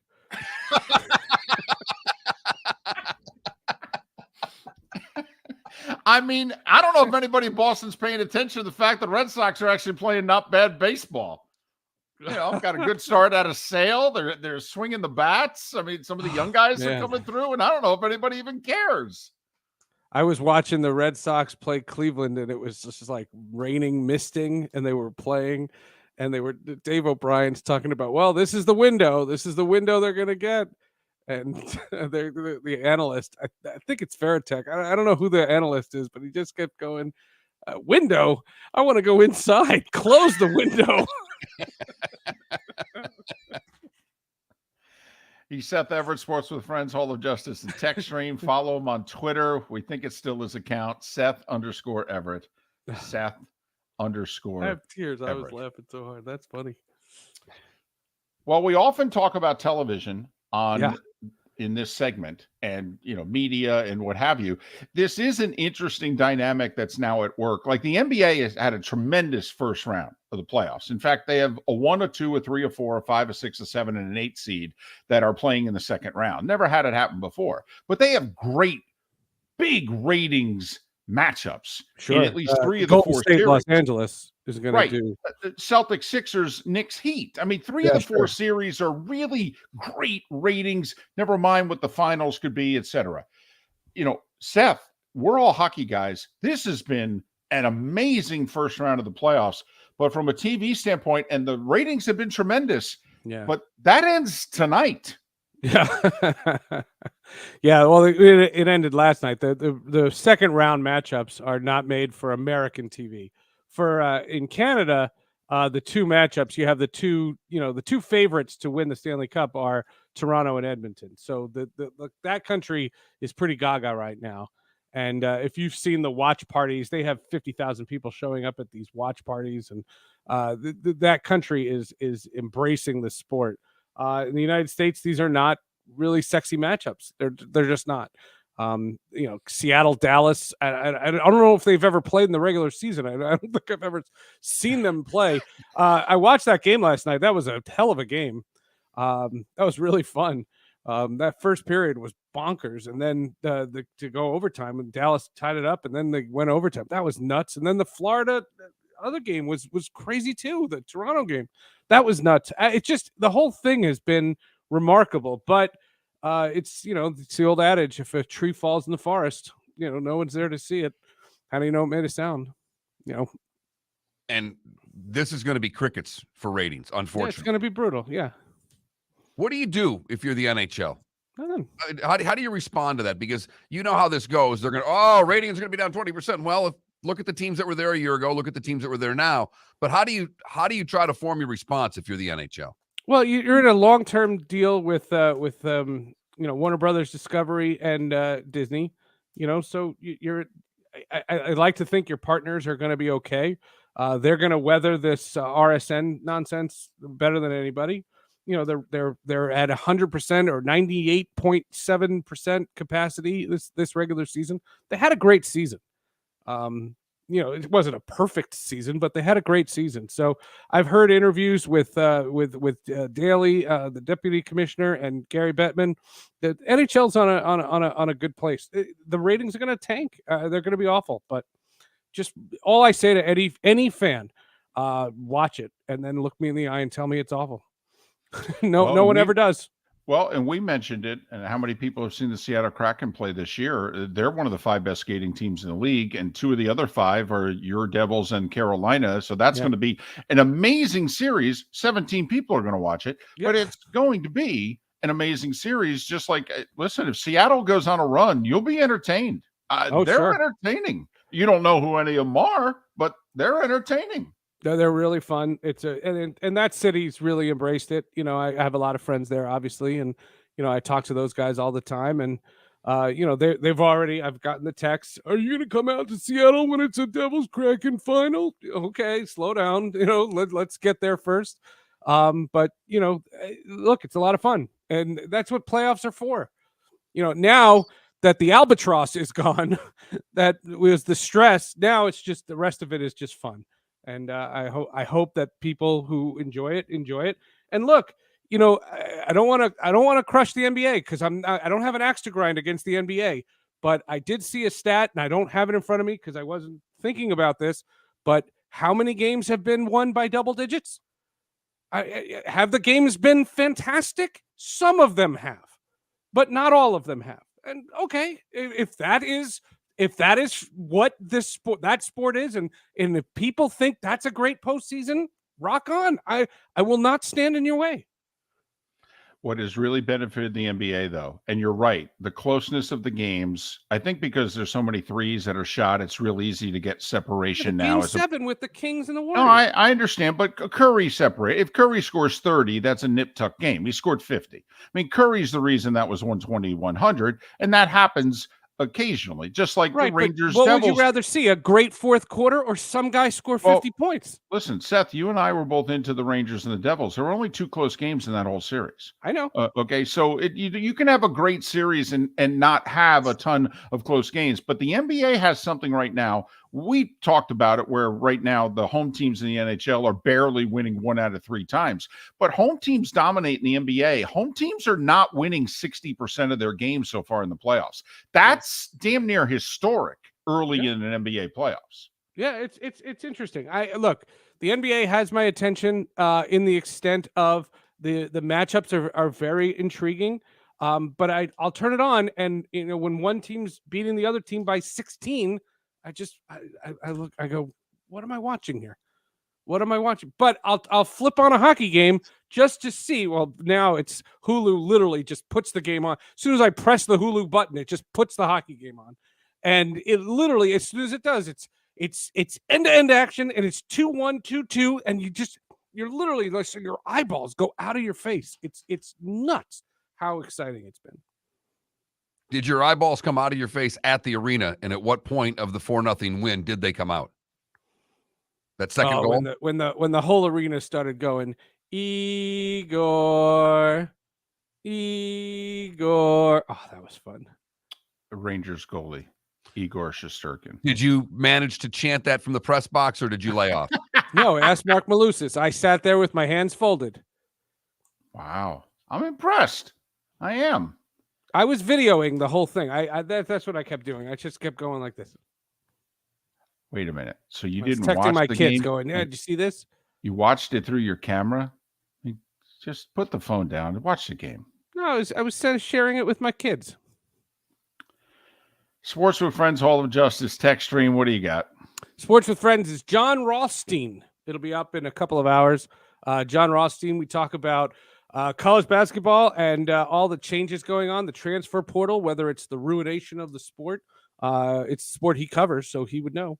John Rothstein, Sports with Friends. Hall of Justice. We have he's Kayla, great on the Twitter, by the way. He is a great follow on Twitter. Great follow, and we talk about social media. Going to be a good interview, guaranteed. Yeah. He joined. We talk about how he joined and why he joined, and he kind of joined the same time I did. When we got advice from the same person, so he tells that story. It's pretty neat.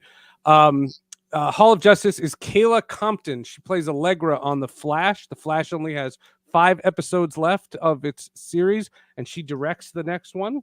And we, I'm sorry I didn't tell you this in the beginning. We decided to cancel TechStream.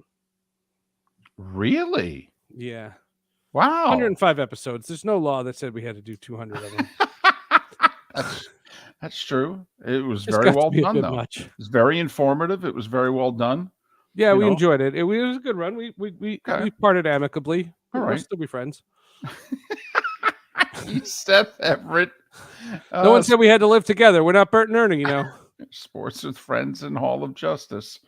And, our condolences to TechStream. Follow him on Twitter at Seth_Everett. Listen, you'll be numb tonight for game 1, Devils and Hurricanes, but try to enjoy it anyway. Yeah, and it's all national broadcast, no more local. So Right. I'm not going to have my Ken Danico and my Bryce Salvador. No, and you're going to realize just how bad ESPN is at hockey. It's really going to bother you. Oh, can I give a shout out? I Not 10 love Emily seconds. Kaplan. I think she's brilliant. Okay, well, just hold on to that. Can I do a name droppy thing? Do I have 30 seconds? You just Got did. 5. Kenny Albert came over to me and said he listened to Eli Manning on the plane to Newark. He's Seth Everett, and he dropped a name as well as anybody. Tampa, St. Pete, Port Charlotte, Lake City. Enjoy the rest of your day. The bonus hour's next. David Moulton for Napa Auto Parts, and Napa Filters. Insist on Napa filters for your vehicles, or if you're a do-it-yourselfer, only buy Napa filters. Napa has a filter for almost anything on earth that moves, whether it's motorcycles, foreign and domestic cars, vans, SUVs, earth-moving equipment. You get the idea. Napa Auto Parts, Napa filters. Insist on them for your vehicles, or if you're do-it-yourselfer, only buy Napa filters. Located on the East Trail, locally owned Naples Tiki Bar and Grill is an outdoor eatery next to the Hitching Post Shopping Center. Island-inspired food with a true tiki theme. The best place in Naples to enjoy the beautiful weather in Southwest Florida. The Naples Tiki Bar and Grill offers a great menu for dine-in or takeout. Enjoy our famous pulled pork, huge burgers, and tiki bar cocktails. Don't miss happy hour every day from 3 to 6, and live music 7 days a week. See you soon at the Naples Tiki Bar and Grill, 11498 Tamiami Trail East. Yeah. Hi. Excuse me. Hey, the line starts back here. Ma'am, if your party's not here, you're going to have to go around again. If you had the opportunity to avoid all this, wouldn't you?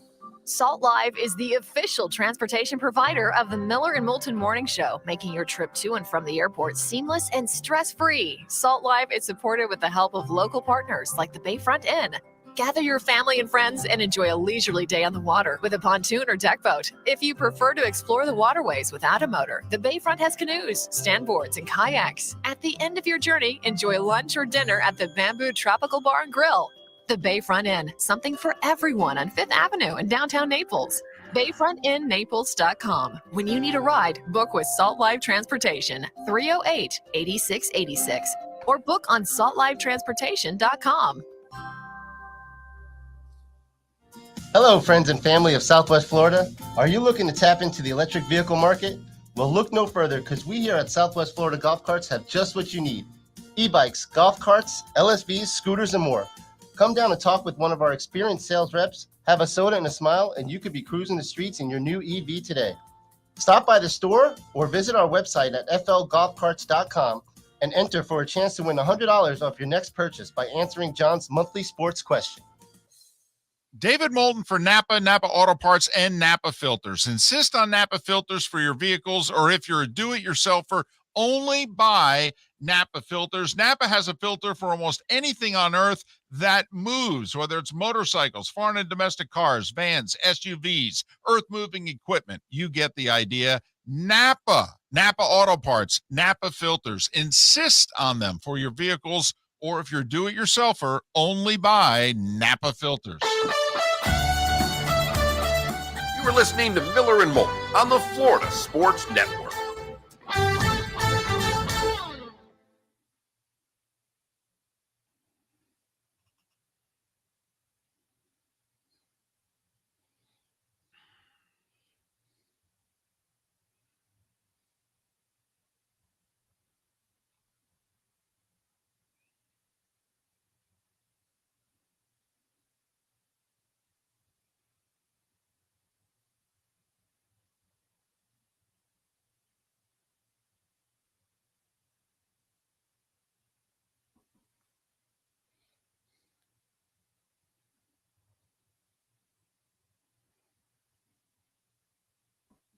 I told Seth he needs a playoff nap. He's like, what? Was I not good? Did I? It just, I go, no, you looked a little tired. Looked a little pale. You look like you needed a playoff nap. That's all. It's like, oh, I can't take one. I'm like, well, then hopefully no overtime tonight. Early game, you can just go right to bed. Now he's all worried. He's like, oh, maybe it's my lighting. I'm like, relax, dude. Randall Cobb signed with the Jets.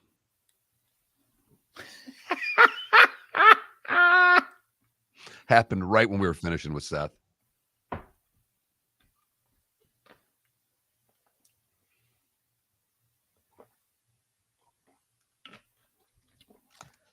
Oh, wait, did you see that Nielsen updated their data at the Super Bowl from this past year? Or was the most watched ever? 115.1. It was a good Super Bowl. It also makes the halftime show now the most watched thing ever. Oh, good, right, because that's when it peaks.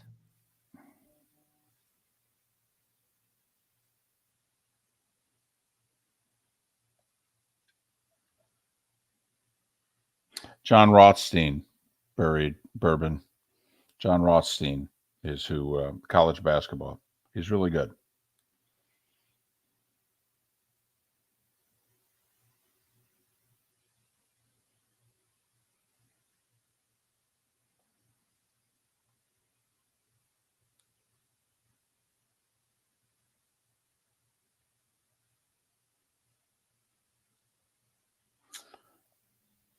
The longest winless streak of a city with multiple teams.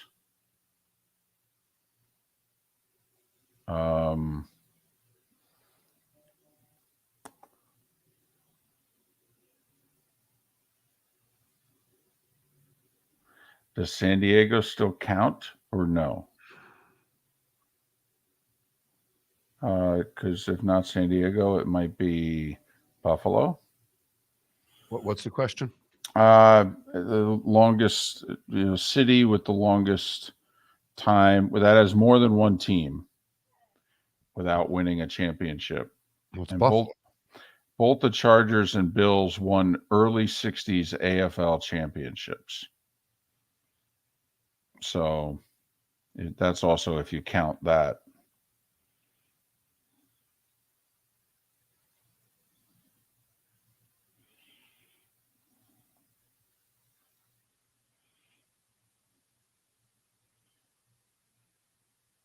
But yeah, I mean, since San Diego doesn't have two teams anymore.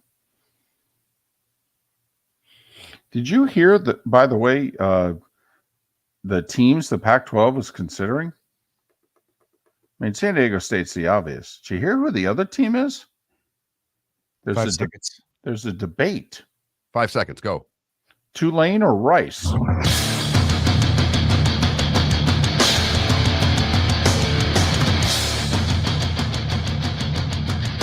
You are listening to Miller and Moulton, exclusively on the Florida Sports Network. And now here's Marc Miller and David Moulton. The bonus hour of Miller and Moulton on this hump day. Hope your week's going well. Thanks so much for being with us. Florida Sports Network, floridasportsnetwork.com. Good, bad, and ugly. What's on tap? Today was the day when. Final thoughts and picks coming up in about 40 minutes. So apparently there was breaking news right as we ended our last segment. Mark, what was it? Randall Cobb is a New York Jet. 1-year deal with the Jets. How long does it take for them to work something out where Bakhtiari can go to the Jets? Because that's who they really need. A healthy Bakhtiari would really help the Jets. I know he costs a lot of money. Whatever, they could work something out. I don't know, trade a couple guys back, defer the costs, whatever, restructure a deal, make it work. But gut feeling right now, Jets or Dolphins. Who would you pick to finish ahead of the other? Gut feeling. The Dolphins. Oh. Good for you. The Dolphins. Good for you. I just have this Strange feeling that Tua is going to play in 15-plus games. Oh, if that's the case, listen, if that's the case, I think they can challenge the Bills. I do. Bills fan is having a rough couple of days, because they thought they had this division for 5 years. And now they're looking at the window closing right in the prime of a lot of their players' career, because the division's caught up with them. You Well, got the question, the Dolphins that are picked by Vegas to be a game behind them. And right. I know everybody's counting out New England, but New England still has this Belichick guy. And I don't see them being a Jets-like team if they're at the bottom. When the Jets were at the bottom of the division, they went 0-6 in the division. I don't see the Patriots being an 0-6 divisional team, if you know what I mean. Man, every win is going to be so precious in the AFC East this year. They play the AFC West and the NFC East as their crossovers, besides playing, obviously, themselves. I mean, if you're in the AFC East this year, you have got a schedule.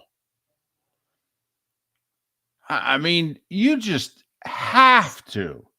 When you got to win there mid-fourth quarter, you got to seal the deal.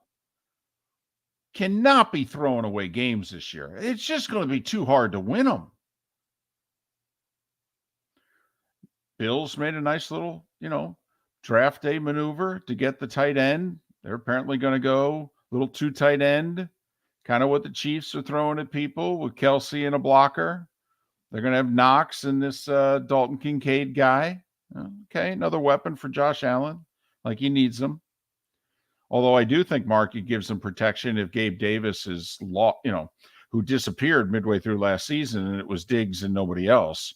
I mean, it does give them protection if a number 2 wide receiver is not performing the way they need him to.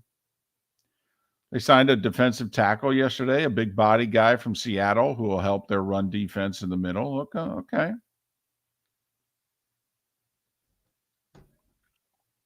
I'm just looking at the Dolphin opponents when you said bring up that schedule and try to find out where out of the 17, where are the, let's write down the W. Yeah. At Washington. That's better be. At Kansas City. Nope. At the Chargers. Nope. Buffalo.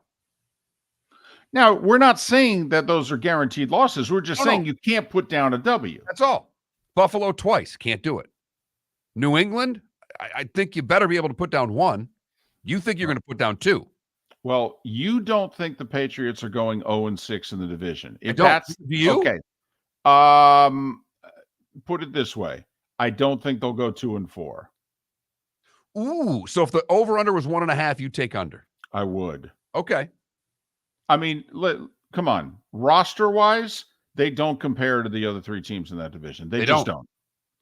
All right, so take those 6 out of it. Denver. Well, if I could just throw this in. If you're right and the Patriots are going to win a couple of games in the division, then the Patriots are going to determine who wins the AFC East. I think that's the case. Let's just say you think they're going to go, say, 2-4. Exactly. Say Buffalo sweeps them and they split with the Jets and Dolphins. That'll be the difference in the division then, if that happens. Denver. It's a home game. It's got to be a W. That's got to be a W. So Miami hosts Denver? Yeah. Yeah, they got to win that. Vegas, that's got to be a W. Yeah. Dallas. Can't put a W next to that. Giants. Where is it? Home. Well, they both won 9 games in the regular season last year. So, I mean, should it be a W? Hell yes. At Philadelphia. Can't put a W next to that. At Baltimore. Can't do that. And then they've got Tennessee as their... That's got to be a W. And Carolina. That's got to be a W. That's got to be a W. That's game 17. So what do we got? 4 or 5 W's? Right. 1 against New England, right? You got to get the home game against New England. I got them to 6. Washington was 1. Home game against New England. Denver, Vegas. Carolina, Tennessee. Okay. And we're not saying I'm not trying to imply here that they're going to lose the rest of those games. No. We are just merely pointing out that the teams that they play are good. Yeah. They did not get the benefit of a good crossover this year. And I know people hate the schedule game, but I'll play the quarterback game with you. I won't play the schedule game. Well, I'll play who the quarterbacks are. Well, but think about it. They got the AFC West and the NFC East. I mean, what if you got the two Southern divisions instead? Look at the difference that would be. Look at the difference that would be if you got NFC, AFC South. Instead, you got AFC West, NFC East. I'm sorry, you got to play the schedule game. You do. This isn't like baseball and hockey now and basketball where they even up these schedules. No. You got to look at the crossover divisions. And hell, for that matter, even take a look at the 17th game when they decide, okay, we got to find an AFC team to put against an NFC team. What are we going to do? Well, take a look at it. Some AFC teams are drawing the Eagles and the Niners. Some are drawing teams, from the NFC South. Well, that's a big difference. And that's what Miami did. They drew Carolina. It's a Good. big deal. Right? So, no, I think you have to play the schedule game in the NFL. Now, I am guilty of it. I have made some horrendous predictions over the years playing the schedule game too much. And Marc has tried to, stop me from playing the schedule game as much as I used to. But I just think you would get the schedule and go through every game, WL of totally all 256. Right. Absolutely. Figure it all out.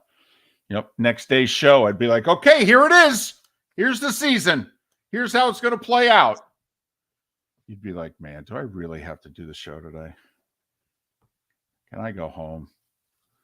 Why don't we have a listener draft? That's when I knew I had vaulted over the line when Marc, the one thing he hated about when I did the show solo more than anything else was when I would do the listener draft. So whenever I would gone over the edge, Marc would look at me and go, I think I'd rather have a listener draft. Oh, okay.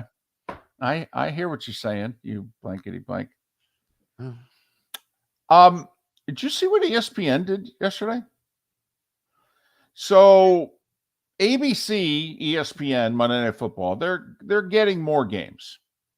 So they actually need a B crew. There's going to be like 5 games a year in which they've got some double headers, and they may even get a situation in the playoffs where they got 2 games in a weekend. I don't know. Apparently they got some international games. Tough to have an international game on a Monday night because that's Tuesday at midnight over in Europe or 2 a.m. So anyway, there's 5 games apparently in which they need a B crew. Well, Steve Levy, who did Monday Night Football before Joe Buck was hired, Steve was the, play-by-play guy of the B team. Lewis Riddick, and last year Orlovsky joined him. Well, Chris Fowler's the guy now.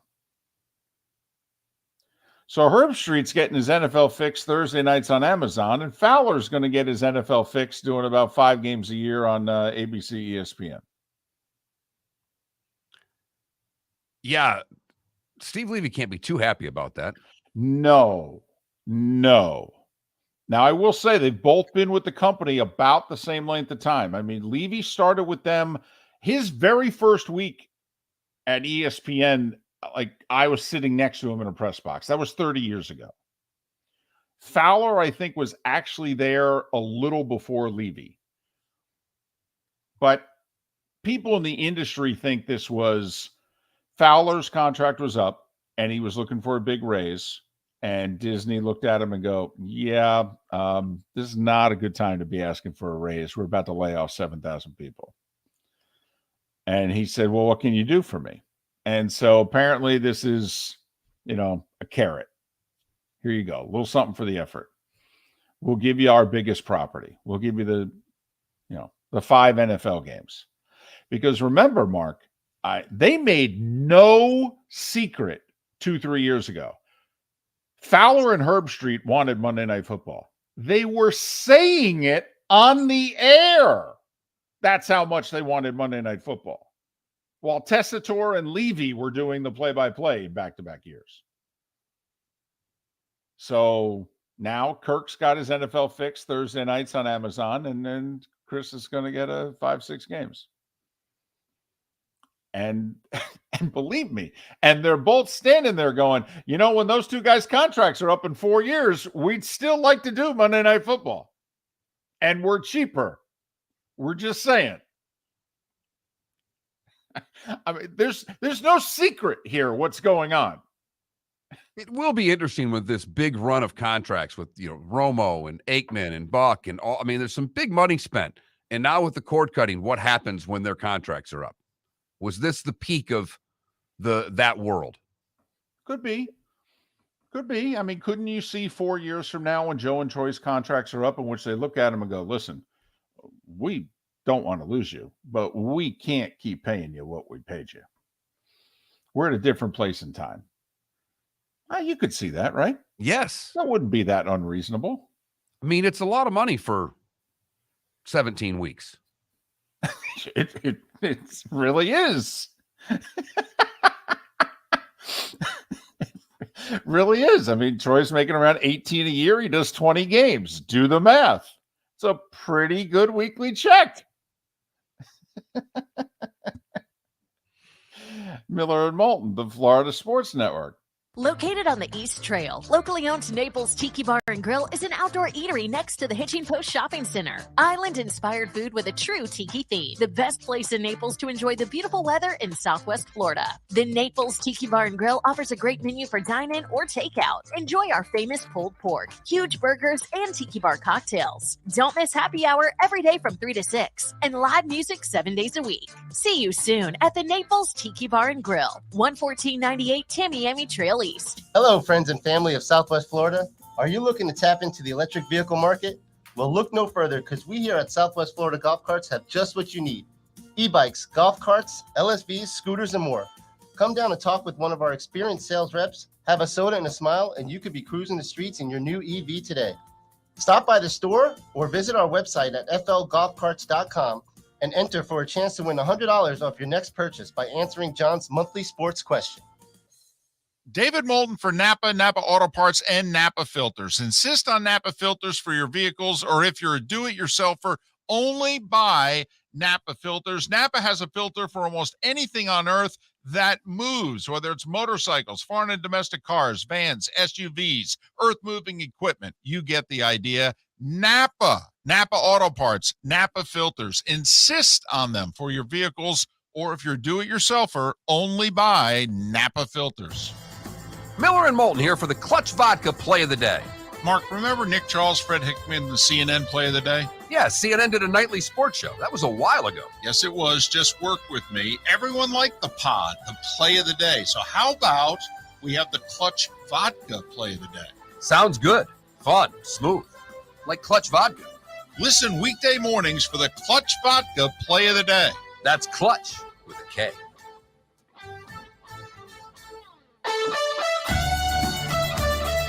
You were listening to Miller and Moulton on the Florida Sports Network.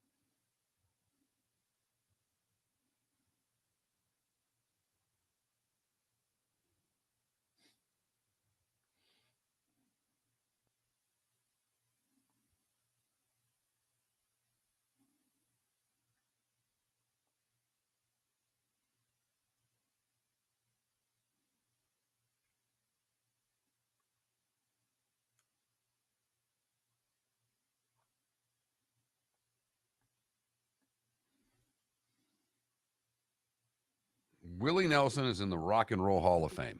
Okay. Name me the rock and roll song he did. That's a tough one. Wasn't Tupac in the Rock and Roll Hall of Fame? There are 11 rappers. I'm pretty sure Tupac's in. I get it. But But to David's point, there's no rap. Well, there is a hip hop Hall of Fame. So I don't get it. They need to just rename it the Music Hall of Fame. Thank you. And just have it in Cleveland. Yep. Thank you. So Mello, Levy's very first week in the business, we're both in Port St. Lucie covering the Mets. I'm there working for the CBS station in Binghamton, New York, because we're getting a minor league team for the first time in 25 years, and they're going to be the AA Mets. So I'm down there doing feature stories about guys that nobody knows. He's down there. He had just been hired out of Syracuse. He's the Mets radio beat reporter on WFAN in New York. He did about a year and a half as the Mets beat reporter on the Fan, and he got hired by ESPN. And one of his first gigs at ESPN, him and I were in the press box together. I think it was a hockey game. And I brought up, because obviously he wouldn't remember me or know me. And I said, well, last time I saw you, Eddie Murray was grabbing both of us by the scruff of our neck and throwing us out of the, he goes, oh yeah, Port St. Lucie. I go,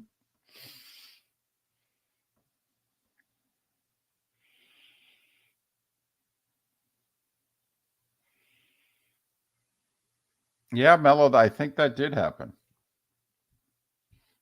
And when they hired Levy, it was the first time, and then they did the same thing with the Yankees. It was the first time FAN had decided they were going to give teams a beat reporter.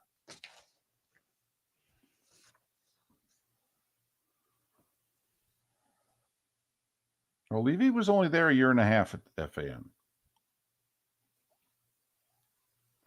Malusis, who we had on, he had a run at Fan. They just let him go, which I don't think they should have done, because if they lose their afternoon co-host, they could use him.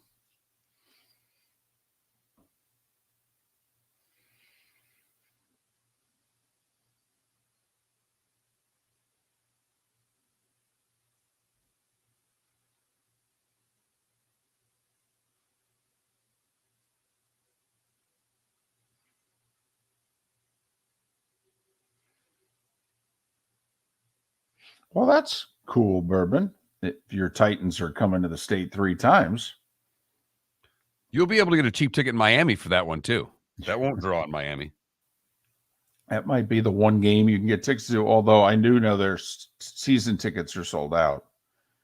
I'm just talking secondary market. Yeah. I tried to buy Dolphins sweet ticket. The tickets that you bought with the Bucks, I tried to buy with the Dolphins, and there were none available by the time.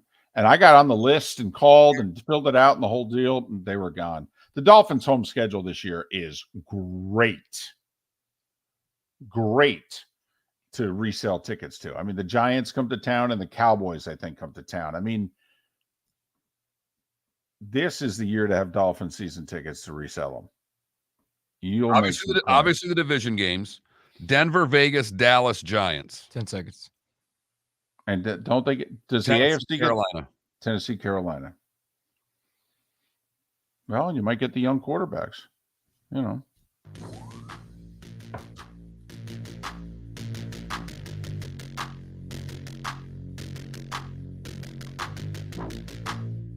It's the bonus hour of Miller and Moulton on the Florida Sports Network.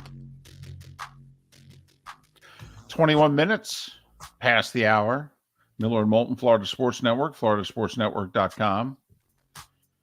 Our buddies from Pro Football Network will join us tomorrow.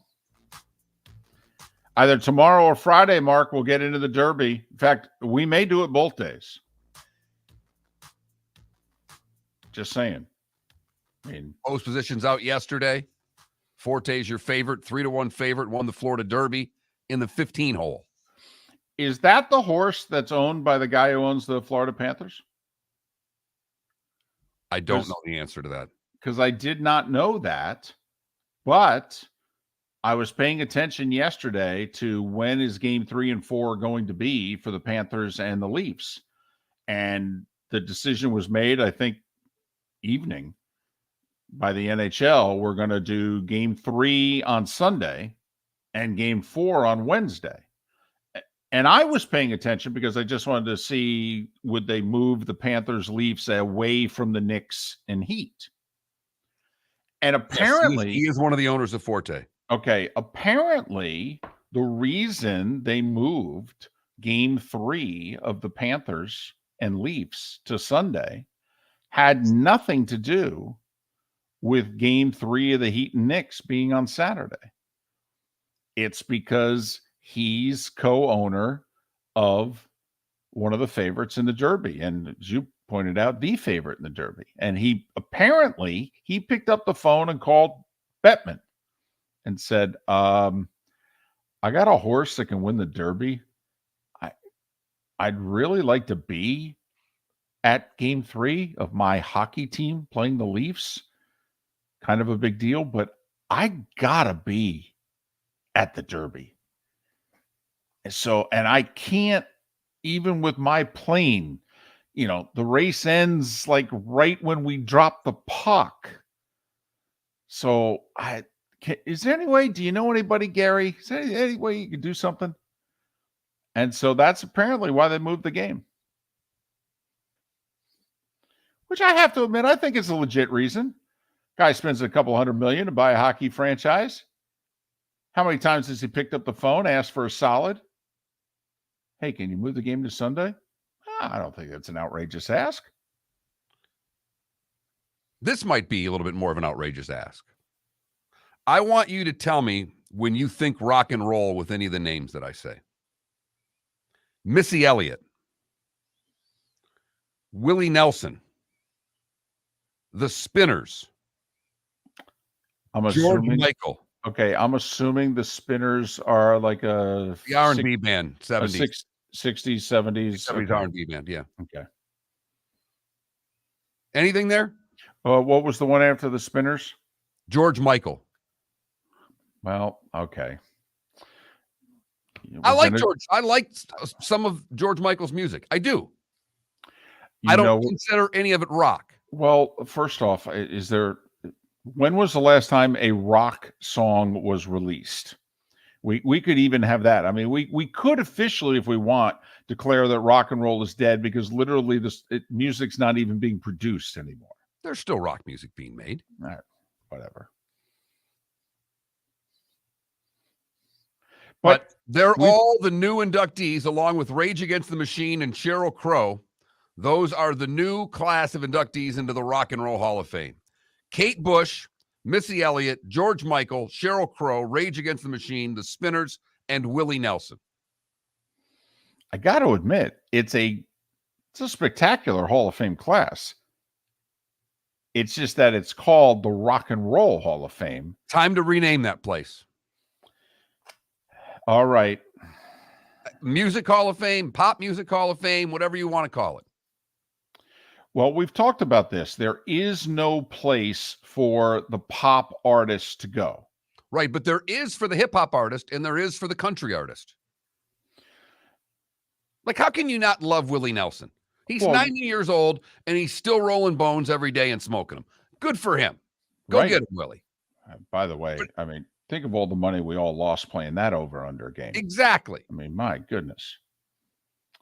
So what you're saying is that while you would love to honor Willie Nelson because he deserves it, that he clearly belongs in the Country Music Hall of Fame and not in the Rock and Roll Hall of Fame. Right. I find it odd. I find it at the very least. Sheryl Crow, you don't have a problem with, Not right? a bit. No. Even though her music is more folksy. Yeah, folksy and pop than it is rock, but okay. In fact, I got to be honest. But why did it take this long for Sheryl Crow? I saw a documentary on her a couple months ago. I mean, you start going through her catalog. Holy mackerel. She opened up for Chris Stapleton when I saw Chris Stapleton at Hertz a while back. You know every song. Right. I mean, it's a great concert. You know every damn song you know the words to every song that she's playing. I believe it was her first time being nominated. Wow. Well, you have to put in a certain number of years. Isn't it 25 years? I believe that's right. So it was her first time being nominated, and she was in. George Michael, Willie Nelson, Sheryl Crow, all inducted after being nominated for the first time. You have a problem with George Michael? Just no. Forget the name of the Hall of Fame. Just George Michael, Hall of Famer, yes or no? Yes. I agree. Yes. So therefore, there is not a Hall of Fame to put him in, if not this one. Can't put him in the country, can't put him in the hip hop. No, I agree. And there is not a pop Hall of Fame. There is. They just call it the Rock and Roll Hall of Fame. Well, right. But once again, David, they screwed Iron Maiden. Which is absurd. Make sure we get George Michael and Willie Nelson and Missy Elliott in the Rock and Roll Hall of Fame, but let's screw Iron Maiden again. All right. Rolling Stone magazine hates heavy metal. Jan Warner, who runs this whole thing, hates heavy metal. That's at the end of the day what it is. They don't acknowledge it as a genre. They don't really give it much credence at all. There are very few bands from that type of music that ever made the Hall of Fame. But it is interesting that they chose Rage Against the Machine over Iron Maiden. I know it's not exactly the same, but you would probably put them in the same category, would you? No, I wouldn't. So Rage is different. Rage is almost of the. I mean, they're their own genre. I mean, and I'm a huge fan of Rage Against the Machine. I think that they should have gotten in a year ago. Okay, so you don't consider Rage Against the Machine heavy metal? No, because I don't know what else you put them under, if you know what I mean. Rock and roll. I consider it rock and roll. I do. Okay, interesting. All right. By the way, if you had to make the call, which we do this all the time in all the other sports, I want to press you then musically. We're sitting there, and politically, I look at you, Mark, and I go, all right, I only got room for one. Don't yell at me. I only got room for one. All right. Iron Maiden, Rage Against the Machine. It's your call. Rage. Wow. Rage. I know you like them better, but do you think their resume's better? Yes, I do. Oh, wow. I do. Huh. Okay. Hey. What Tom Morello did with a guitar is something that heavy metal guitars were all similar. Not to mean they're all not great guitar players. Tom Morello did something with a guitar we'd never, ever heard before. His style of play is different than everyone else's. Even though it's a short run, it's a Gale Sayers-esque run of rock. Boy, I'll tell you, it's a good thing we don't take calls, because I think Semeska would be on line one. Probably. I'll take it. In fact, I'm going to text him during the break and go, hey, did you hear Iron Maiden didn't get in the Rock and Roll Hall of Fame again? I almost texted him last break. I didn't have the heart to do it. I know you're out in the transfer portal world, but breaking news. Iron Maiden's still out. Good, bad, and ugly. What's on tap? Today was the day when. All coming up next. Miller and Moulton, Florida Sports Network. David Moulton for Napa, Napa Auto Parts, and Napa Filters. Insist on Napa filters for your vehicles, or if you're a do-it-yourselfer, only buy Napa filters. Napa has a filter for almost anything on earth that moves, whether it's motorcycles, foreign and domestic cars, vans, SUVs, earth-moving equipment. You get the idea. Napa Auto Parts, Napa filters. Insist on them for your vehicles, or if you're do-it-yourselfer, only buy Napa filters. Located on the East Trail, locally owned Naples Tiki Bar and Grill is an outdoor eatery next to the Hitching Post Shopping Center. Island-inspired food with a true tiki theme. The best place in Naples to enjoy the beautiful weather in Southwest Florida. The Naples Tiki Bar and Grill offers a great menu for dine-in or takeout. Enjoy our famous pulled pork, huge burgers, and tiki bar cocktails. Don't miss happy hour every day from 3 to 6, and live music 7 days a week. See you soon at the Naples Tiki Bar and Grill, 11498 Tamiami Trail East. The waterways of Naples are a beauty to behold, and the Bayfront Inn has multiple ways for guests to enjoy the water and have some fun.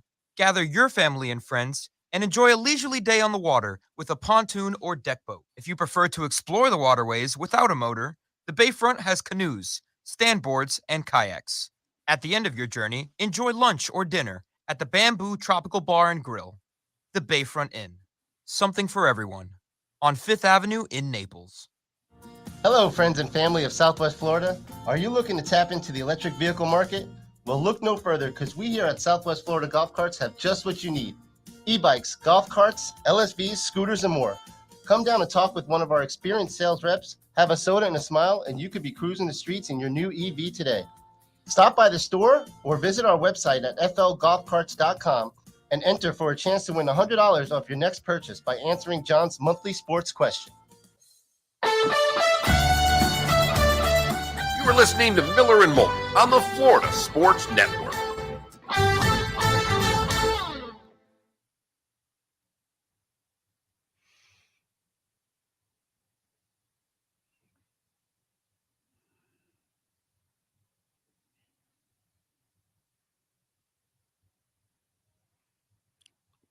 I got it because Rolling Stone did a whole article about heavy metal being not included in the Rock Hall. It's like, it's your guys. The editor of your magazine's the one that won't put them in. Whatever.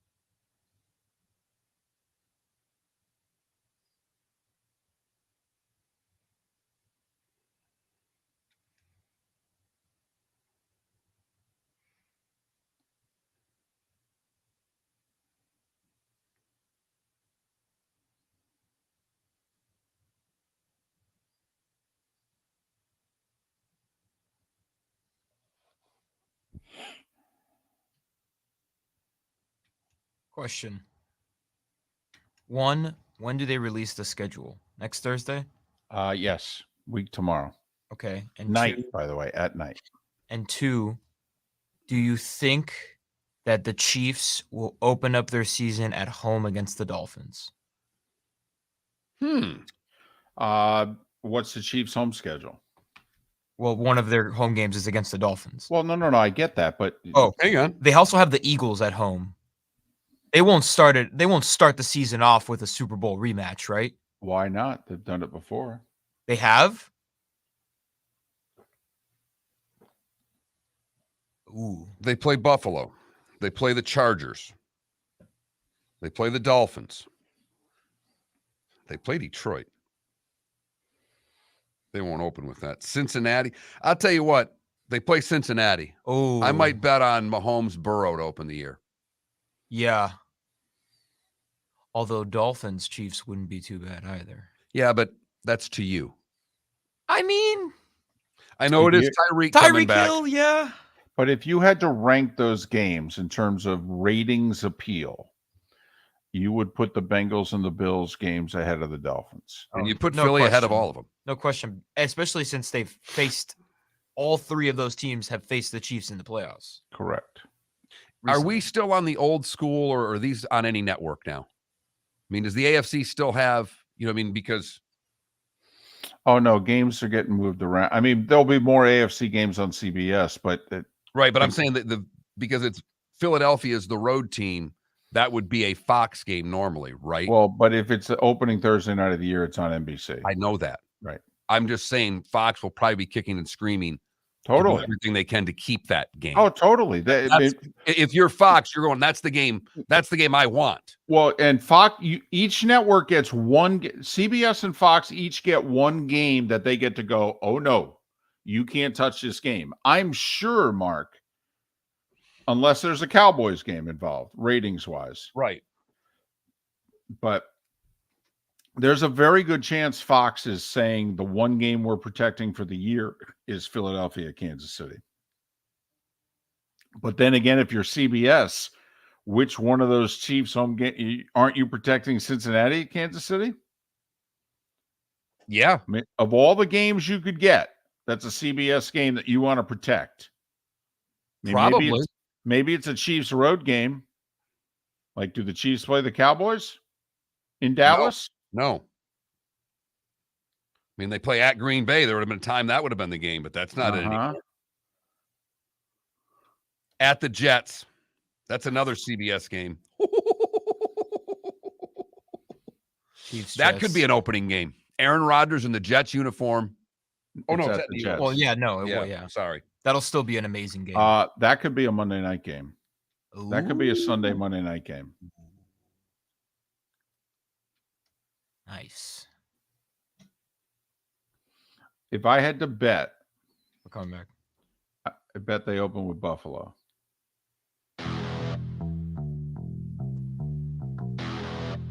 You're listening to Miller and Moulton, only on the Florida Sports Network. And now, here's Marc Miller and David Moulton. 22 minutes before the hour. Miller and Moulton, Florida Sports Network, floridasportsnetwork.com. Good, bad, and ugly. What's on tap today was the day when. Our final thoughts and picks all coming up. Listen, I don't want to say that we can get gooberish on this show, and for those of you that are watching on the Miller Moulton Twitch.tv channel, I hope you appreciated the level of gooberdom that we reached during that commercial break.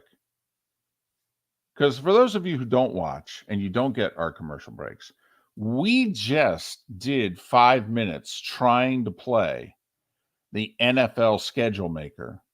And what games would you put on what networks when? Yes, that's right. That's the time we spent during the commercial break.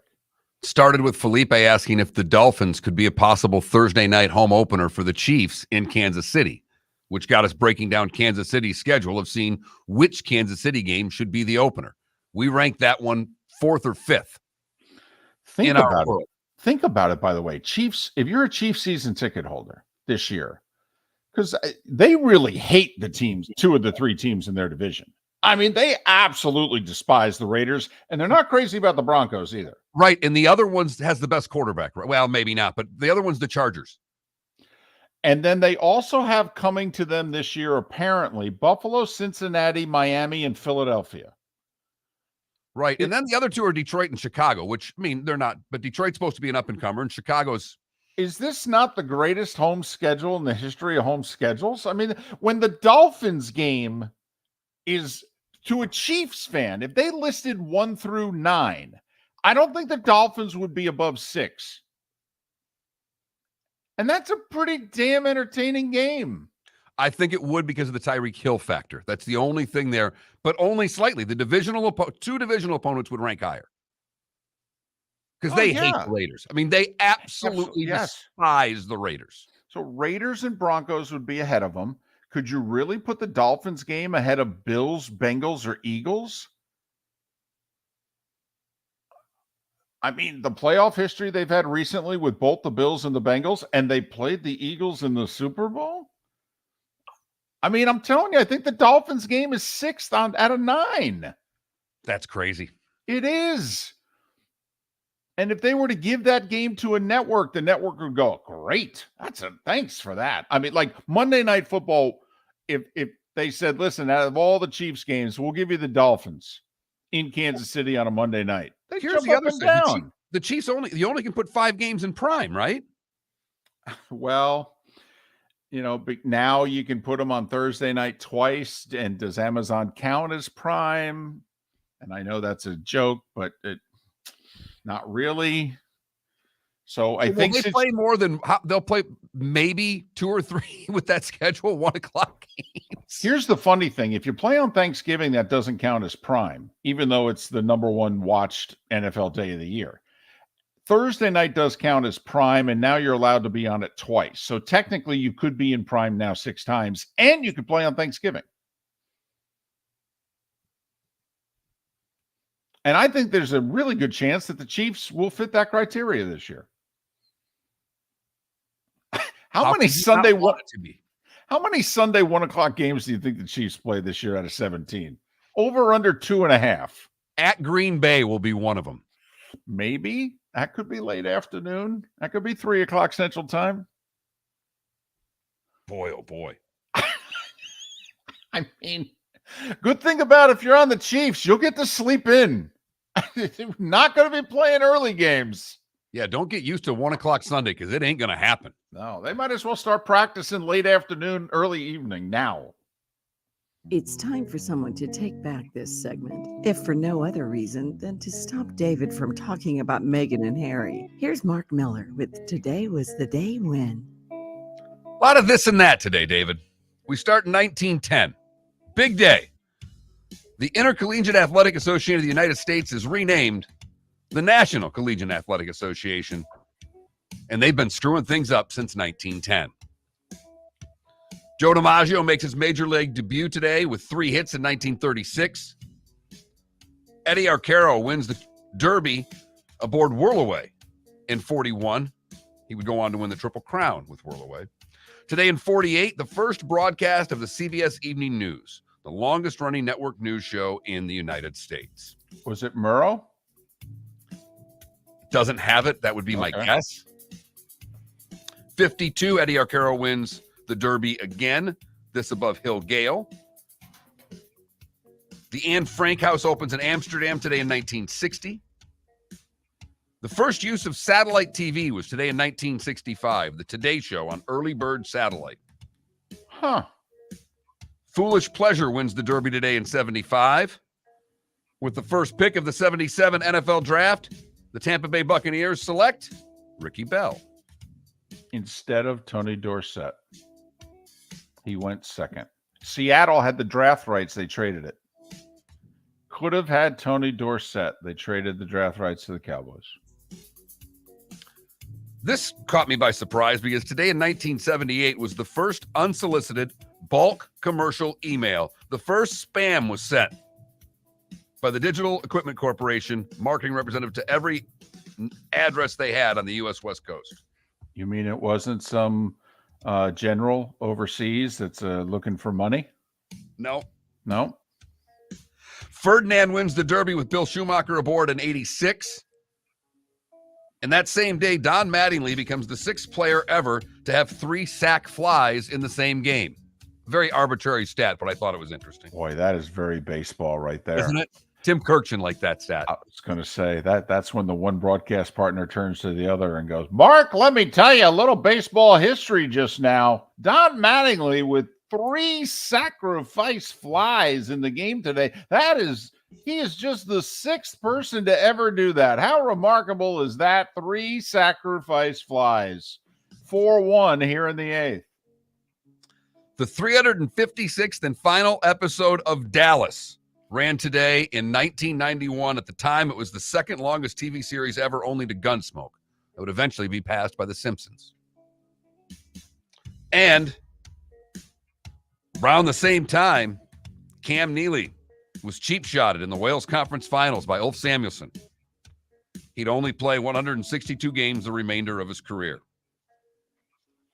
Silver Charm wins the Derby today in 97. Spider-Man premiered today in 2002. Oh, pizza time. Big Brown wins the Derby in 08. California Chrome in 2014. Matt Ryan today in 2018 becomes the first $30 million per season player. That's former MVP Matt Ryan for you right there.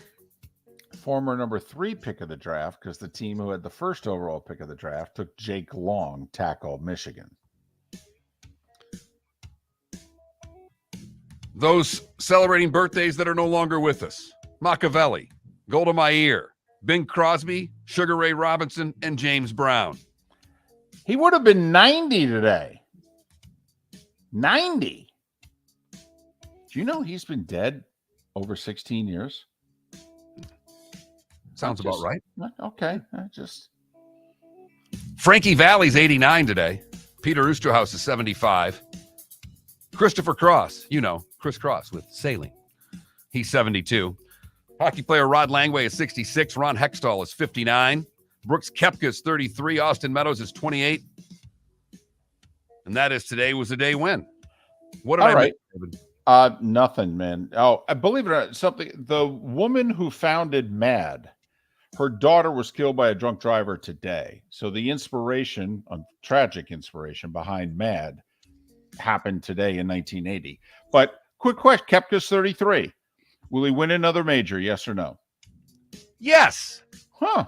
Okay, that'd get him to 5. You start getting on a totally different list. You get to 5. But a lot of golfers historically, they get to about 34, 35. They don't win majors anymore. Arnie didn't win a major after 34. Watson didn't win a major after, I think, 33. So believe it or not, he's not that far away. Never mind the whole LIV thing, but I just thought I'd ask. Do you think he'll win another major? I do. You've heard folks elsewhere mock Florida is gonna Florida. Well, Marc Miller sees it differently. He calls it the good, the bad, and the ugly. What you got, Marc? I've got to be honest. I didn't dig hard for the good today because I saw that there's a new obesity drug to upend weight loss care, and I got so excited about it that I just wanted to order it. And that was what made my good day.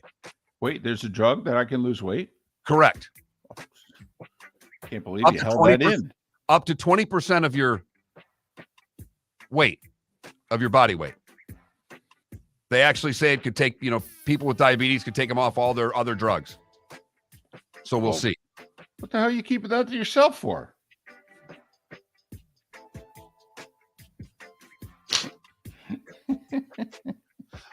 For that. I'm a jerk. We go to West Virginia. Not at all. James Marsh is the principal at Zella Elementary School in Somerville, West Virginia. He has a morning routine. He goes through and does his things. One of the things he has to do is open up and unlock the dumpster. They keep it closed so people can't, dump their crap in it overnight. Well, somehow when he opened it, there was a new surprise in there because a black bear was staring at him inside the dumpster. Video that made its way to TikTok shows the principal running very quickly away from the black bear. Yeah, really. Daughter and mom said, I didn't know dad could run that fast. Well, honey, he's never had a bear chase him before. Finally, the ugly. We come back to Florida in Lake County, where Eddie Ortebig was golfing with his son. He's 52. He ran into Joseph Civic because Joseph, with his wife, were walking on the cart path at Harbor Hills Country Club. And Eddie told him, this is intended for golf carts. It's a rule of the golf course. Civic answered with, I live here. I know the rules. After they began arguing, the dentist, Eddie here, swung a golf club at Civic, catching him on the leg. It turned into a brawl that had the dentist go all Tiger's wife with the golf club, clocking him in the face, the ear, and the ribs. He was arrested on the spot. Again, this fight started because a guy and his wife were walking on the cart path, and the dentist went all Karen on him. It's a third golf brawl I've seen in the last 2 days. One for slow play. Guys got into it. I don't know if you saw that video a couple days ago. Which, by the way, if you start a fight, doesn't that slow play down even more? I mean, help me out here. I mean, like in hockey, when a brawl ensues, you got the fight, you got to pick up the gloves and the sticks and whatever. I mean, it just right. I mean, I'd punch you in the mouth, but that would only slow your foursome down even more. Pick up the pace, boys. That is the good, the bad, and the ugly on today, March the 3rd, 2023. All right. Harden and the Sixers going to try it again. No Embiid tonight in Boston, 8 o'clock TNT. It's the only NBA game, by the way. That's it. There's no double dip, just one game. Felipe, you should be asleep at 10:30. Woohoo! Yeah. Yep. Evans. TNT for the NBA. ESPN tonight for the hockey double dip. Remember, there are no local broadcasts anymore. There's no Bally's. No, it's all national. Second round on. Devils, Canes at 7 o'clock.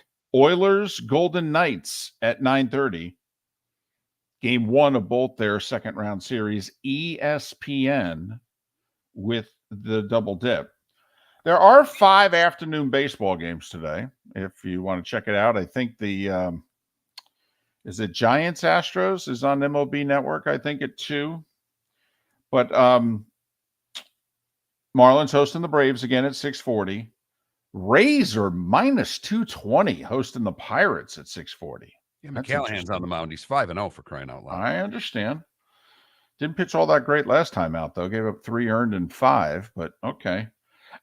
There is an interesting game tonight in Detroit, and I'm not saying it because I'm a Mets fan. Max Scherzer's pitching in Detroit against the Tigers. I don't know how many times Max Scherzer has pitched in Detroit against the Tigers since leaving the Tigers, even though that was a while ago. But think about who he played for. Played for the Nats, the Dodgers, and now the Mets. I mean, how many times they go to Detroit? And then it has to be his turn to pitch. So now it'd be something if Verlander was healthy, because obviously they usually pitch back-to-back. Both of them would have pitched in Detroit in this midweek series. But so that's all. He's pitching the nightcap of the double dip, by the way. Scherzer is. Miller and Moulton.